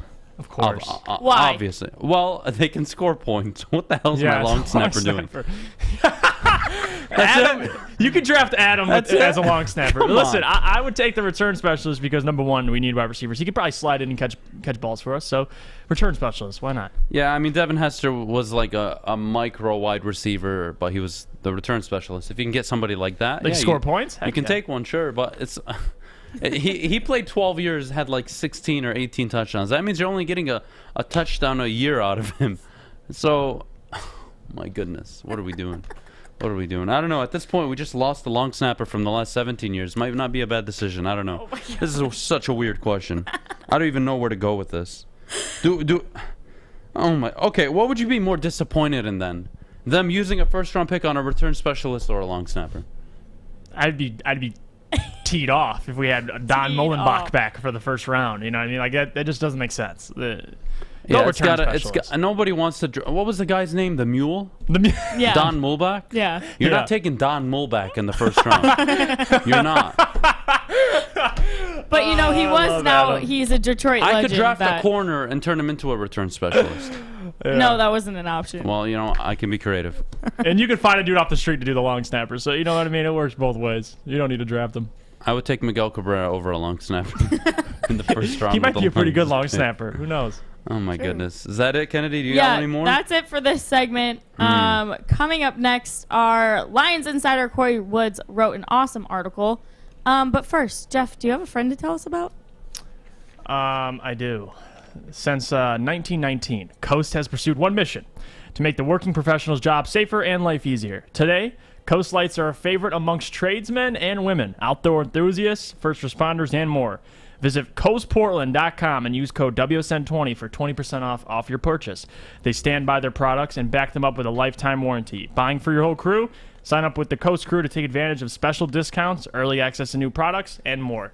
Again, that 20% off code is WSN20.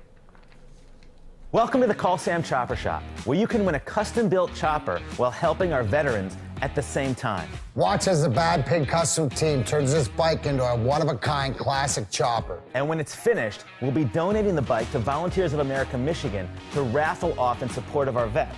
A great cause to give back to those who've given so much. Watch for Call Sam Chopper Shop episodes on our social media channels and get your raffle ticket today at callsam.com/Chopper Shop. Welcome back, everyone. You're watching the Morning Woodward Show on the Woodward Sports Network. So glad to have you here. Like I was saying, our very own Lions insider Corey Woods wrote quite an awesome article about one of our OG Lions, Golden Tate. I personally loved him. I've loved every guy that the Lions have brought in from Notre Dame. But he wants to know, and I want to know, should we bring him back Adam, what do you think? Oh my goodness. Golden Tate, if serviceable, you should bring him back. My only concern is you're trying to develop Amon-Ra St. Brown in that position. So I'm not sure how you kind of manage yourself around that. Yeah. How do you get them? You can't line them both up in the slot. It's tricky. It's tricky. I want to say yes because of his leadership intangibles. I want to say no because what do you bring? What value does he bring outside of the locker room to the team? You're not going to win games this year. You're just not. That's not your target. If they wanted to support Jared Goff, they would have already made this move. So, I have two feelings on this. One, they won't do it. And two, they shouldn't do it. So that's where I'm at. I don't think they do it, nor do I think they should. That's it. They have their team going into the season. Mm-hmm. They're trying to win 3 to 5 games max. They're showing you every single day that has gone by since the moment they were hired. We plan on winning 0 to 5. That's our window. We're not going to get any more than that. We're going to develop the team, and we're going to probably take a quarterback this next year or the year following because we're not going to pay $35 million to keep Jared freaking Goff. There you go, people. No, it just doesn't make a lot of sense for Golden Tate and the Detroit Lions because Golden Tate is in a position right now. If he wants to come back to Detroit, that's on him. But he's looking to go win. He didn't win much with the New York Giants, but if you look at where we're at as a franchise, or the Detroit Lions are at as a franchise, you don't need Golden Tate. He doesn't push the needle or thread the needle for you to win over 5-6 games. It just doesn't happen. Like Adam said, he's going to take reps away from Amon-Ra St. Brown. And the only argument I could say would be, yes, he'd be a good mentor to him, Amon-Ra, to the other young guys, but he needs to play. So it's taking repetitions away from other guys. So is he in his so he's not in his prime we all anymore. Have good memories. Yes, guys. This is so important in life, not just football. In life, you have a relationship with somebody.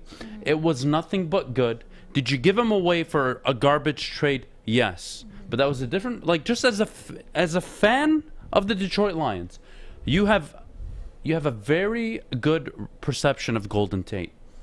He played hard for the team. He was very much a very solid contributor. You don't want to bring him on to a team that's probably going to win 3 to 5 games, and it changes your perception of him. Mm-hmm. Because he goes out, and he only puts up 500 yards over the season, 400 yards, 300 yards.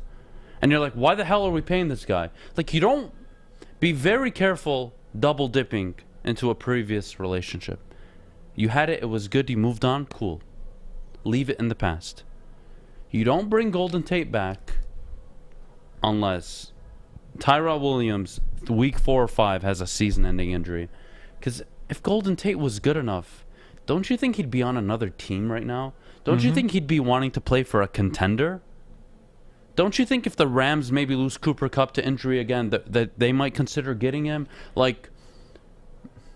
Where's Golden Tate at? That's what I want to know. Does he want to go play for a contender, or does he just want to go on a honeymoon period and just teach players? And if he wants to do that, it could be a fit. I don't like it though. I don't see the point in it. I don't. It just doesn't make sense financially. I don't think he can offer you enough. No. He's not going to be able to offer you what you're looking for. If they wanted a wide receiver, they would have drafted Terrence Marshall Jr. or Elijah Moore. They told you very damn clearly. Jared, good luck, buddy. We're rebuilding, man. You just get us through the next 2 years. We're going to pay you your money. If we need to franchise tag you and give you another $26, $28 million to stay, hey, we'll probably do that if we don't have a solution at quarterback yet. But it ain't long-term, buddy. If it was long-term, they would have addressed the wide receiving position. And that's that. That's the fact. Sorry. I can't look past what the organization has done. They would have gone for Golden Tate. They would have gone for this man. Were they interested in supporting Jared Goff that much? It would have happened already. Hasn't happened. They're telling me everything I need to know. 1, they don't want to do it. 2, they're not going to do it. It's that simple. And sorry, Kennedy. I know you love him, but I do. So we just wrapped up our thoughts on this. I just want to bring this up real quick. Speaking of the Rams, breaking news: Sony Michel's getting traded from the Patriots to the Los Angeles Rams. So, they're making deals. But just go back real quick on the Golden Tate thing. It just doesn't make sense financially. If you're going to come to a team who's only expected to win 5 games and take a significantly less money, It's not a good business decision. Unless he wants to come here for, we sign him for a year, he mentors the young guys, that's fine, I get it. But it just doesn't make sense for him. Go to a team where you'll stay longer than 1 year, you'll compete for a Super Bowl, and maybe you'll love playing with the Why quarterback. didn't the Giants re-up him? Don't you think they want to give Daniel Jones every opportunity to really be successful? Why isn't he there? Why hasn't another team signed him? That's just my concern. That's my concern. That's like the dude. You don't go back to Golden Tate unless you're really desperate. It's like, you have like a cheat person. Like whenever you fight with your significant other, you go to this one person to cheat on them with. Why like that? those I don't analogies all the time? Because I'm just trying to find a way to get people to understand what the hell I'm trying to say. You like my analogies. Yeah, they make me laugh. Picking up the tomato, but you're too scared to put it back down because you already touched it. Yeah. You guys never have that problem at a grocery store? No, because you're like supposed you to committed wash to touching your the fruits and tomato. vegetables before you eat them. Well, Do you not? of course I do. That's not the Okay, I was point. gonna say, I'm But when you're at a grocery store and there's somebody in line behind you getting other vegetables, they're coming towards the tomato section. You pick up that one, and you're like, oh. Oh, because they saw you because you were caught. It's like, that one's not ripe enough. I got to get this one. I hope nobody saw me. That never happens to you guys? Yeah, I guess. All right, whatever. Kennedy, what do we got? All right. Well, coming up next, we've got to talk about this alliance that is forming between the ACC, Big Ten, and Pac-12. So stick around for that conversation. We will see you after the break. This is Woodward Sports. I'm looking to bring on another HVAC tech right now. We are recruiting 5 to 10 techs a month. We're looking to grow and expand. Every new tech we hire is from Northwestern Tech. The hands-on training is fantastic. They're always my first call. We love hiring Northwestern Tech grads. They come out trained and ready to work. Our program is only 10 and a half months, and our next classes are starting soon. So why wait? I'm looking to hire a graduate of Northwestern Tech. Northwestern Tech. Northwestern Tech. Northwestern Tech. Welcome back, everybody. This is the Woodward Sports Network, and this is the Morning Woodward Show. So, the ACC, Big Ten, and Pac-12 have formed an alliance. So, what does this mean for college football, Adam? Oof, this is such a loaded question. Well, first of all, it means that that the state of college football will change forever. It's going to change. Mm-hmm. You are looking at an expansion in the college football playoff immediately, because the second these conferences align, you are opening look, it's all about money at the end of the day, right? So they're going to do what's best for them. They know the SEC just got Texas, they just got Oklahoma. How are we going to compete with that on a rating scale? Because that's all they care about. They don't care about tradition or any of that stuff.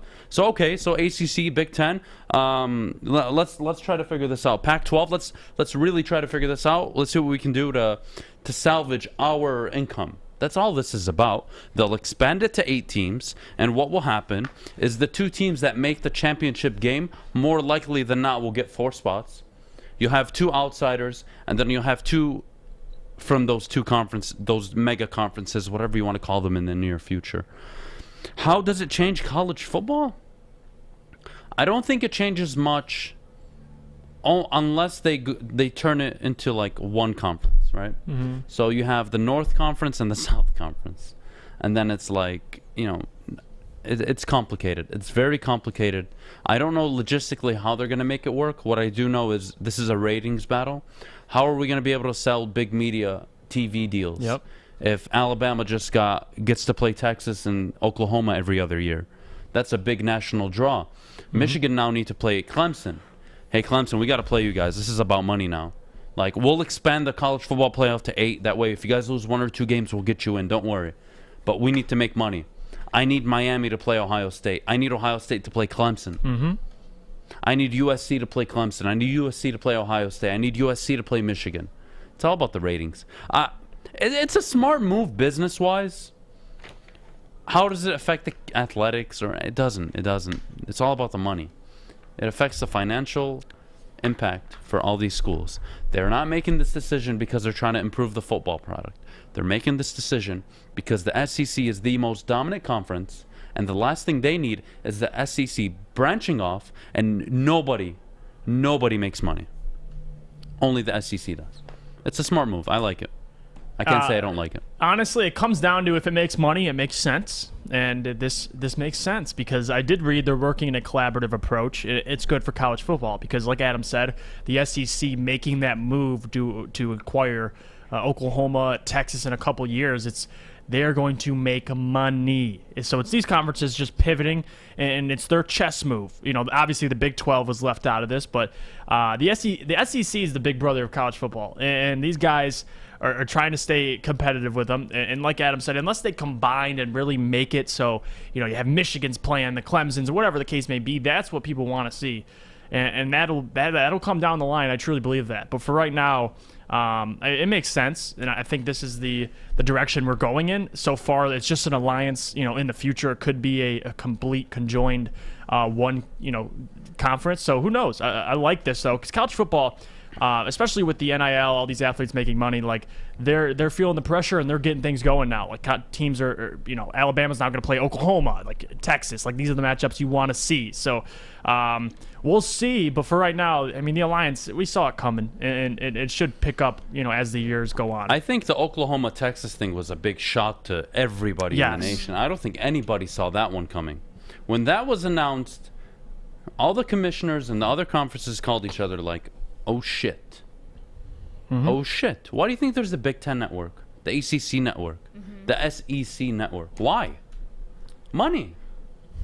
It's all about it. They can control their product. And by adding Oklahoma and Texas, they are the most valuable conference in college football right now. It's just simple. What's up, Kennedy? This is the only thing that worries me. Well, one, I'm kind of one of those people when it comes to sports, I don't really like change. I think that's why I always miss like the guys I grew up with on teams. Like that's why I want Golden Tate back. Like I miss all of those guys that I grew up watching.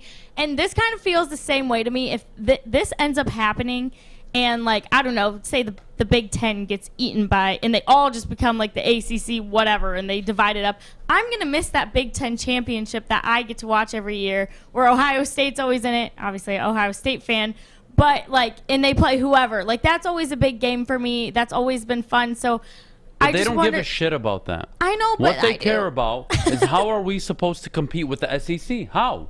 All right, I'll show you how. I need Clemson playing Oklahoma. Not Oklahoma. I'm sorry. I need Clemson playing Ohio State every year. Yep. Michigan, you better go down to California and play at USC. You need to do that every 3 years. You, Notre Dame, come play Clemson.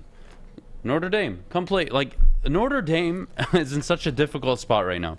Because if they don't make a decision to join a conference, good luck.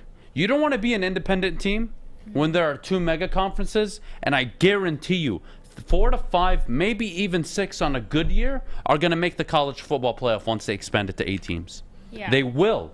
It's not a if. They will expand it. More games, more money, more revenue. It's that simple. All right, students, you want to make all the money? Here's what we're going to do. Watch this. Yeah. Tradition? Who gives a shit about tradition? They'll still have the Big Ten. They'll never join all in one. It'll still be the ACC, Pac-12, Big Ten. But so what they're going to do... they'll still have the championships or no? I don't think they're capable logistically of getting rid of it yet. I think good. maybe 5 to 10 years you could see a mega conference, and then you move forward. But again, this is all about power and money. So for me, will it work? It's going to work. Yeah. If the NFL told you today that they're adding 2 expansion teams, a 19th game or an 18th game, and they were going to eliminate the preseason, so now it was an 18-game schedule. Now you had 4 more teams now making the playoffs, and if you finish second in your division, let's say you automatically clinch the playoff spot as well. I don't know. I'm just being like very just hypotheticals, very dramatic. You would still watch NFL football. Yes. People are still going to watch college football. They're going to watch it more now because Clemson will be playing Ohio State, or Michigan will be going to USC, and that's just the reality. So as long as we're watching college football, they don't care about tradition. Now, will the schools find a way to keep that tradition? I think it's very important they do. Yeah. That's kind of like the brand element of it. I don't think you want to move away from your brand. But Oklahoma's making a big leap. Texas is a brand that we all know as a brand, but since Vince Young, they've been nothing. You look at Oklahoma. Oklahoma win the Big 12 every year. Yep. They rarely ever lose the Big 12. They're always in the college football discussion. Pumping out number one What picks. does that tell you? Yes. You could have chose to stay in the Big 12 and dominate it for the next 50 years, unquestioned. You would have won it 35 to 40 of the next 50 years with, let's say, with the same coaching setup, everything. No. What do?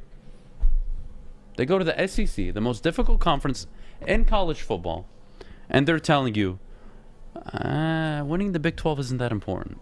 You know, the extra 100, 200, 300 million a year. Sounds good. Sounds really nice. So that's where college football is at. How they logistically realign, I don't have that answer. I'll try to put hypotheticals together. I think there are a few ways they could do it, and we could talk about it maybe later this week or next week. But it's a super interesting decision. Jeff, how do you think that affects the teams like Purdue, Indiana, the teams that they're just not the draw of the conference?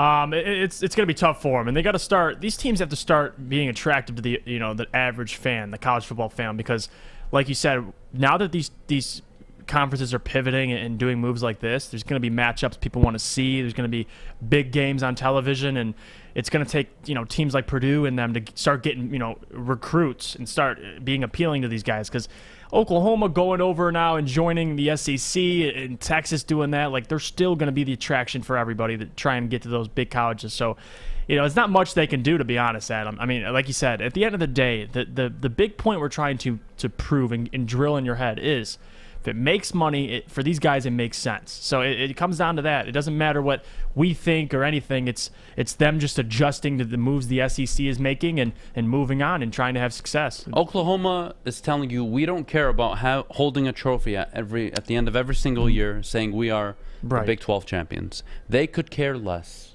They just told you, we want to go into the most difficult conference, not just because of the competitive level and it's going to be really great for the program and developing their student athletes, I should say. No. It's that extra few $100 million that's going to be allocated to all the teams in that conference, because the ratings will be off the chart and you can build double, triple, 4, 5 times what you're doing now. And it's crazy to see. I really didn't see the Oklahoma-Texas thing coming when it first came out. It really surprised me. Kennedy, how do you think it affects the smaller teams? I'm nervous for those smaller teams. I mean, I think they're going to get screwed. I just don't know how they're going to do that if they're pushing for all of these bigger teams to be playing each other all the time. That's just going to eat up primetime TV. I don't know if just like local channels will be playing. I don't really know how that works. I mean, I come from Toledo, where the MAC is like our thing. We've got BG, we've got Toledo, and even those games are hard to find sometimes. So, yeah, I really don't know. It's not going to be good for them, I'd assume. But that brings me to my next question. So they're expanding these playoffs, right? Hopefully to 8 teams or so. They've talked about 12. I don't know. They're expanding. So do you guys ever see a MAC team or a smaller conference team getting in? You can start with this. I'll be very careful with this because they want to. That was part of the reason this. I think college football needs to open up a path, maybe 2 guaranteed spots for non-Power 5 conferences. I think you need your Boise's, your UCFs. You need those teams on the edge, even your Notre Dames, because they're not in a conference. These teams need an avenue to get in. And I think the way you do it in an 8-team setup is you guarantee two non-Power 5 teams in. Or 1 to start, and you see how it works. But if it's just 1, it's probably going to be Notre Dame for the next 10 years. Mm-hmm. So we're again, it's not, there's nothing about NIL is fair, and nothing about this is fair. So get fair out of your vocabulary. This is not about fair. This is about what's going to generate the most income. Mm-hmm. And I need more SEC teams playing Big 12, Big 10, ACC teams. Why? Ratings. And that's just the reality. So I don't know what the solution is. Do they guarantee two Power 5 conference teams? I think that's good. Mm-hmm. So now you have 6 teams that can get in from the SEC, Pac-12, Big Ten, and that's it. What do you do with the Big 12 now? The two most important two most important universities are gone. What do you do now? It's not the Big 12. It's the Big Nothing. Oklahoma State, Kansas. Really? Right. Come on. Baylor? Irrelevant since RG3. Yeah. It's tough. You hit it right on the head. It's tough. Yeah. Do you give Power 5 conferences that are losing their universities an automatic bid in the college football playoff? You can't do that for the Big 12. So do you leave the final 3 spots open to just the best teams? But if you do that, I promise you a 3-loss Georgia is going to get in. I promise you a 2-loss Northwestern would get in, or a 2-loss Michigan would get in, or a 1-loss, not 1-loss, but a 2-3-loss Miami, if they were good enough, would get in. I don't know. This is a mind-boggling question. I'm not sure. This is insane. I don't know where this goes. Logistically, I haven't mapped out in my head yet logistically how this works. Yeah, and it's tough. So we'll just have to wait and see how this pans out. But before we send you guys to break, remember, we've got Big D Energy coming up next from 11 to 1 with Joik Bell, Darren McCarty, and Neil Rule. So make sure you guys tap in for that. We will see you right after the break. This is Woodward Sports. Hi, I'm David Hall from Hall Financial. With historically low interest rates and 5-star service, you could pay your mortgage off faster without increasing your monthly payment. Get started now at 248-308-5000 or chat with us online. Call hallfirst.com. Is it time? Yeah, it is. Fish! Go fish. Fish facts. It's fish! Alrighty, happy Wednesday, everyone. I hope you guys have a good Tuesday? I had a good Tuesday. How was your Tuesday, Fish? My Tuesday was fine. Adam, you're a soccer guy. At least I'd hope to think you're a soccer guy. Sometimes you are, sometimes you're not. You just support me a little bit sometimes. Anyways, we go out to yesterday's soccer, which you were not watching. The Carabao Cup over in England, where Aston Villa played Borough yesterday, and that's something that you don't see very often, and that's kind of the unwritten rules of soccer. It was a penalty kick, and the guy basically tapped into the goal. So basically, he just blew that goal. No, he meant to do that. He meant to do it. Yes, he absolutely meant to do that. Can you replay it one more time? It's basically like an unwritten rule, kind of like. Okay. I mean, you can do it, but you might get your ass beat if you do that. So if you get in front of that thing, you're getting your ass beat, is what you're saying. No, I mean, no. You're the kicker. So let me help out Jeff. The kicker could get his ass beat. I got you, Jeff. So in soccer, when you take a penalty, the key thing is, it's very difficult. You're about 10 to 12 yards out, so it's very easy for the guy who's kicking it to score, basically with no effort. Yeah. And now you're in a situation as a goalie, you got to pick left or right. Right. Or center. Now, it's an unwritten center. rule. And it's very rare you ever see a goalie stand in place. What are the odds, right? What are the odds he actually comes down the middle on this decision? Because if you go down the middle and the goalie doesn't move, you'll never take another penalty in your life. Yeah. You're taught to go bottom left, bottom right, top left, top right. You're not taught to go down the middle. Nope. You go down the middle situationally when you know the goalie is going to be over aggressive or something, but it's one of those things where you mess it up one time going down the middle, you'll never take another penalty again. Because everyone just doesn't believe in you. It takes balls. So that guy kicked it straight down the middle and got it in. Yes. Not only did he kick straight down the middle, Gotcha. he tapped it in. And he tapped. He barely put anything out. Yeah, so that's where the unwritten rule goes in, because the other team could get pissed off and then shoulder him or punch him. So not only does he look bad for how he kicked it, it's pretty much the goalie too. How did you just miss? He just the goalie looks like a dummy. Lobbed it in a little bit. Yeah, the goalie looks like a dum-dum. Fish could have. Yeah, he could have did that. Yeah, he could have saved it too. They won 6-0. It wasn't a big deal, but sometimes they were supposed to win. Speaking of supposed to win, Fernando Tatis Jr. We talk about him hitting home runs. Did you guys know he can throw? He's been in the outfield for 10 days, and he recorded a 96.7 mile per hour assist, tied for the 10th fastest track outfield assist since the start of last season. He threw a 91.7 mile per hour throw in the same inning earlier. So that just shows his talent. He can hit the ball 100 plus miles per hour, and he can throw it 100 plus or 90 plus miles per hour. Hey, if a guy can hit bombs and throw 91 mile per hour assists, count me in. Speaking of greatness, the Yankees. Though we all love them. 11-game winning streak. Their longest since they won 11 in 1985. Last time they won more than 11 was 1961 when Maz was watching them. They won 13 straight. Fish, why every Fish fact has to involve a dig at Maz? I'm curious. Is there like a ongoing beef I don't know about? No, well, it's anything New York is Maz because he likes every team. He likes the Yankees, New York Mets, is Maz, or is it anything dating back in the last 100 years is Both. Maz? Both. Thanks, Jeff. Both. Yeah. Both. Because he's a Yankees, Mets fan. He's a Giants, Jets fan. Nets, That's like Knicks. how are you a Yankees and a Mets fan? That makes no sense. Ask to me. him. That doesn't make sense. The only team he hates is the Rangers. Oh, the New York Rangers? Yep. Well, who That's does he the only support team. hockey-wise?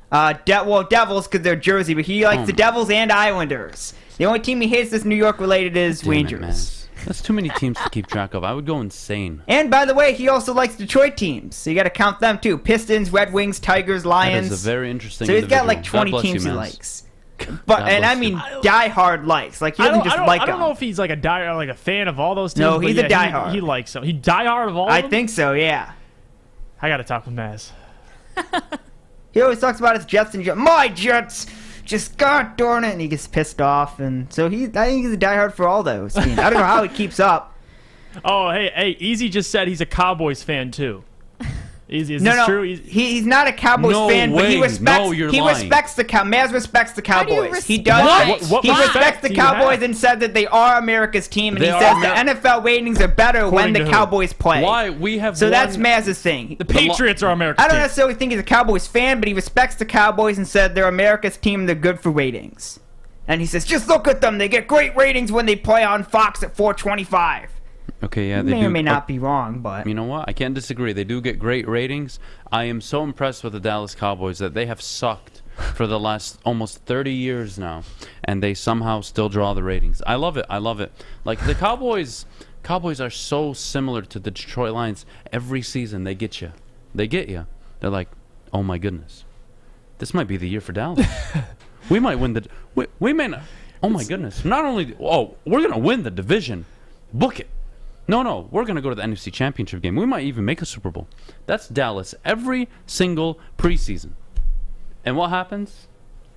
Just in time. Come November, any slither of hope they give you that there might be a chance, they're going to rip your heart out. That's the Dallas Cowboys. America's team, my ass. Go ahead, Fish. by the way, we got Ryan Armani on the Maz Bought the Chairs thing. So I don't know if it's a good thing, bad thing, but we got him on the bandwagon of Maz Bought the Chairs. Come on, Armani. you Going gotta- I to love that. How does he respect the Cowboys and he's a Giants fan and a Jets fan? Like if I'm a Giants help you fan, there. let's say I'm a Giants fan. If I see anybody walking in public with the Dallas Cowboys jersey in your division, they're getting 2 middle fingers. Yes. And I'm escalating into a physical altercation. Because I hate Dallas Cowboy fans. They are the worst. Their organization is even worse. Oh my God, And Maz, their what are you coach doing, is Maz? Adam. No, Adam, you're not wrong because I have a buddy who's a big Giants fan. He absolutely despises the Cowboys. Oh, you Like, should. It just doesn't make sense. You should They're in hate your the division. Cowboys. Yeah. Speaking of division, You know what? I just saw the comment of the year. Whoever said they are America's team needs to be Hoffa'd. And if you guys don't understand, that's Jimmy Hoffa. Which means you need to go away forever. Nobody knows where you were killed, buried. Don't give a shit. Not going to find out. Somebody needs to Jimmy Hoffa every single Dallas Cowboys fan. I'll say it, because nobody wants to say it. Go ahead, Fish. Continue. speaking of Tigers, Casey Mize yesterday, he's a pitcher for the Tigers, up-and-comer as well. He drew a 4-pitch, bases-loaded walk in his first Major League plate appearance last night. By the way, they played in St. Louis. They're a National League team. They don't have DHs. They have pitchers as batters. The last Major League pitcher in any position to have a 4-pitch, bases-loaded walk in his first career at-bat was Cubs pitcher Courtney Duncan in May 5th, 2001. So you don't see... Do you guys like pitchers batting, by the way? Because Maz hates it. Not Wait, shockingly, what does he but- hate? pitchers batting. No, that's awesome to see. Yeah, why is it bad? When they're good at both. If you can do both. When they're great at both, it's great for Actually, baseball. I shouldn't say he hates pitchers batting. He hates that one league is DH and one league is pitchers batting. Who he wants does? it to be Maz. He what wants does it to be straight down the middle. Is like, this Maz's facts or Fish's facts? Well, this is Fish's facts, but we Come throw on. Maz in there for some. Come on, Fish. Well, we just because he's the baseball guy, and the only other baseball guy here is probably you and Stick. So, trying to throw I some don't baseball care. stuff out there. I don't care. Hey, we have birthdays today. By the way, today is the 25th of August. Mike Weber. It is his birthday today. So happy birthday to Mike Weber. He's Joyke's friend. He's been on the show several times. Well, several/2, but that's several. And you guys might like this player. Maybe not. Robert Horry. Happy birthday to him. No. Robert already goes down in one of the players that ripped my heart out of my chest. So no. 1970. It is his birthday. And Weber's birthday is 97. So those are the How facts. old is he? That would be 97. That would be something. All right, what else you got? Big Shot Rob. He had big shot. Those are the facts. We'll be back for Thursday. I almost forgot what day it was. Nice, Fish. Thanks, Fishy. Thank you. You are the best. I tried. Up next, we're going to talk about should the Lions have taken the Broncos offer. That is coming up next. This is Woodward Sports. See you later. Would you like to win a custom-built chopper while helping our veterans at the same time? Then watch as we turn this bike into a one-of-a-kind classic chopper. Watch the Call Sam Chopper Shop on our social media channels and get your raffle ticket today at callsam.com/chopper shop.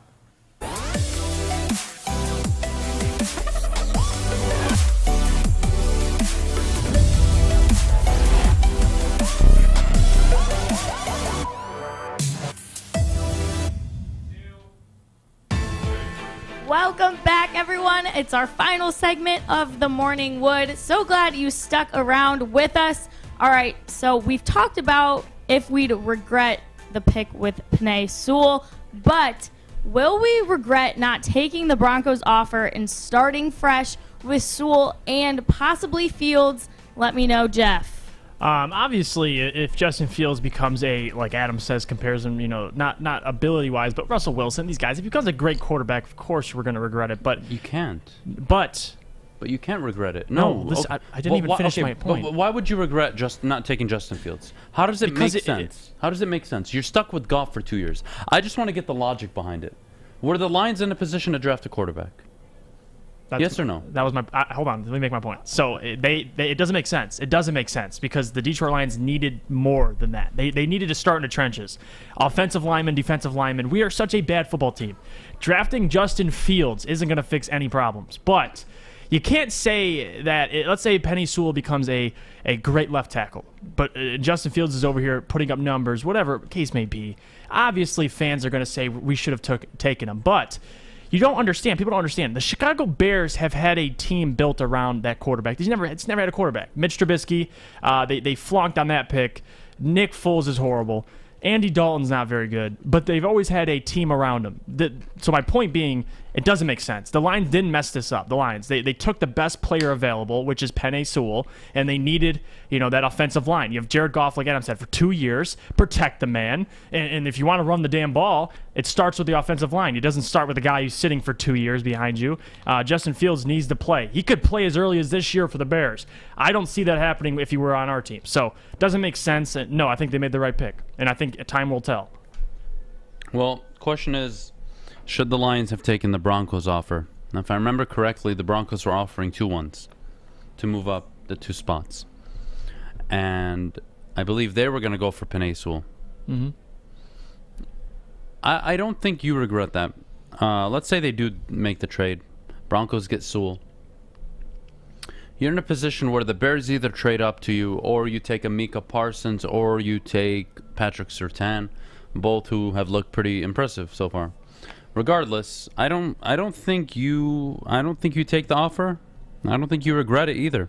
The Detroit Lions were in a position where they have a quarterback they cannot move off the books for 2 years. What does that mean, Adam? That means you're stuck with Jared Goff for the next 2 seasons. Which means if you draft Justin Fields, you draft a Mac Jones that high, here's what you get. You get 2 years of a wasted rookie contract. And if for some reason the rookie was so good that by year 2 he took the job from Goff, well, what are you going to put around him? Amon-Ra St. Brown? Look at your wide receiving core. Oh, but Adam, we can go out in free agency and get wide receivers for Justin Fields. No, you can't. You're paying Jared Goff $35 million. The hell you are. The Lions were in no position to trade the pick, considering Sewell fell to them, and they were in no position to draft a quarterback, given their situation. They're 2 to 3 years out.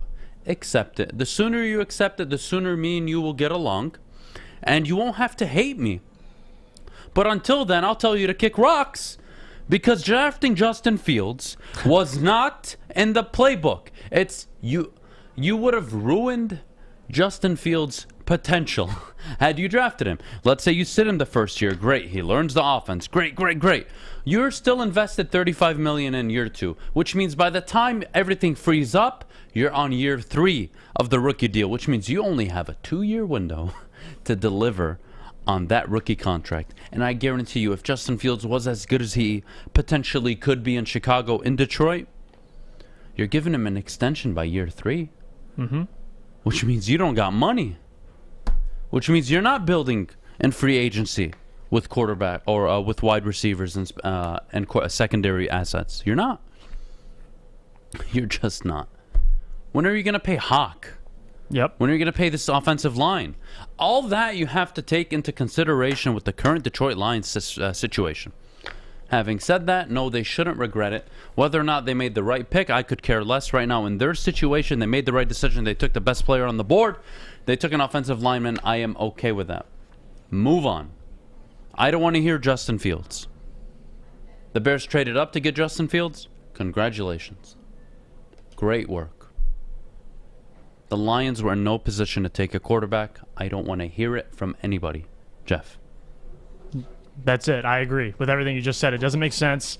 And like you just said, if you're giving your quarterback an extension in year 3, that would have gave Justin Fields, 1 year of playing time? I mean, the guy isn't going to play his first 1 or 2 years. You would have wasted 2 years of his cheap contract. Let's say you draft a quarterback this year.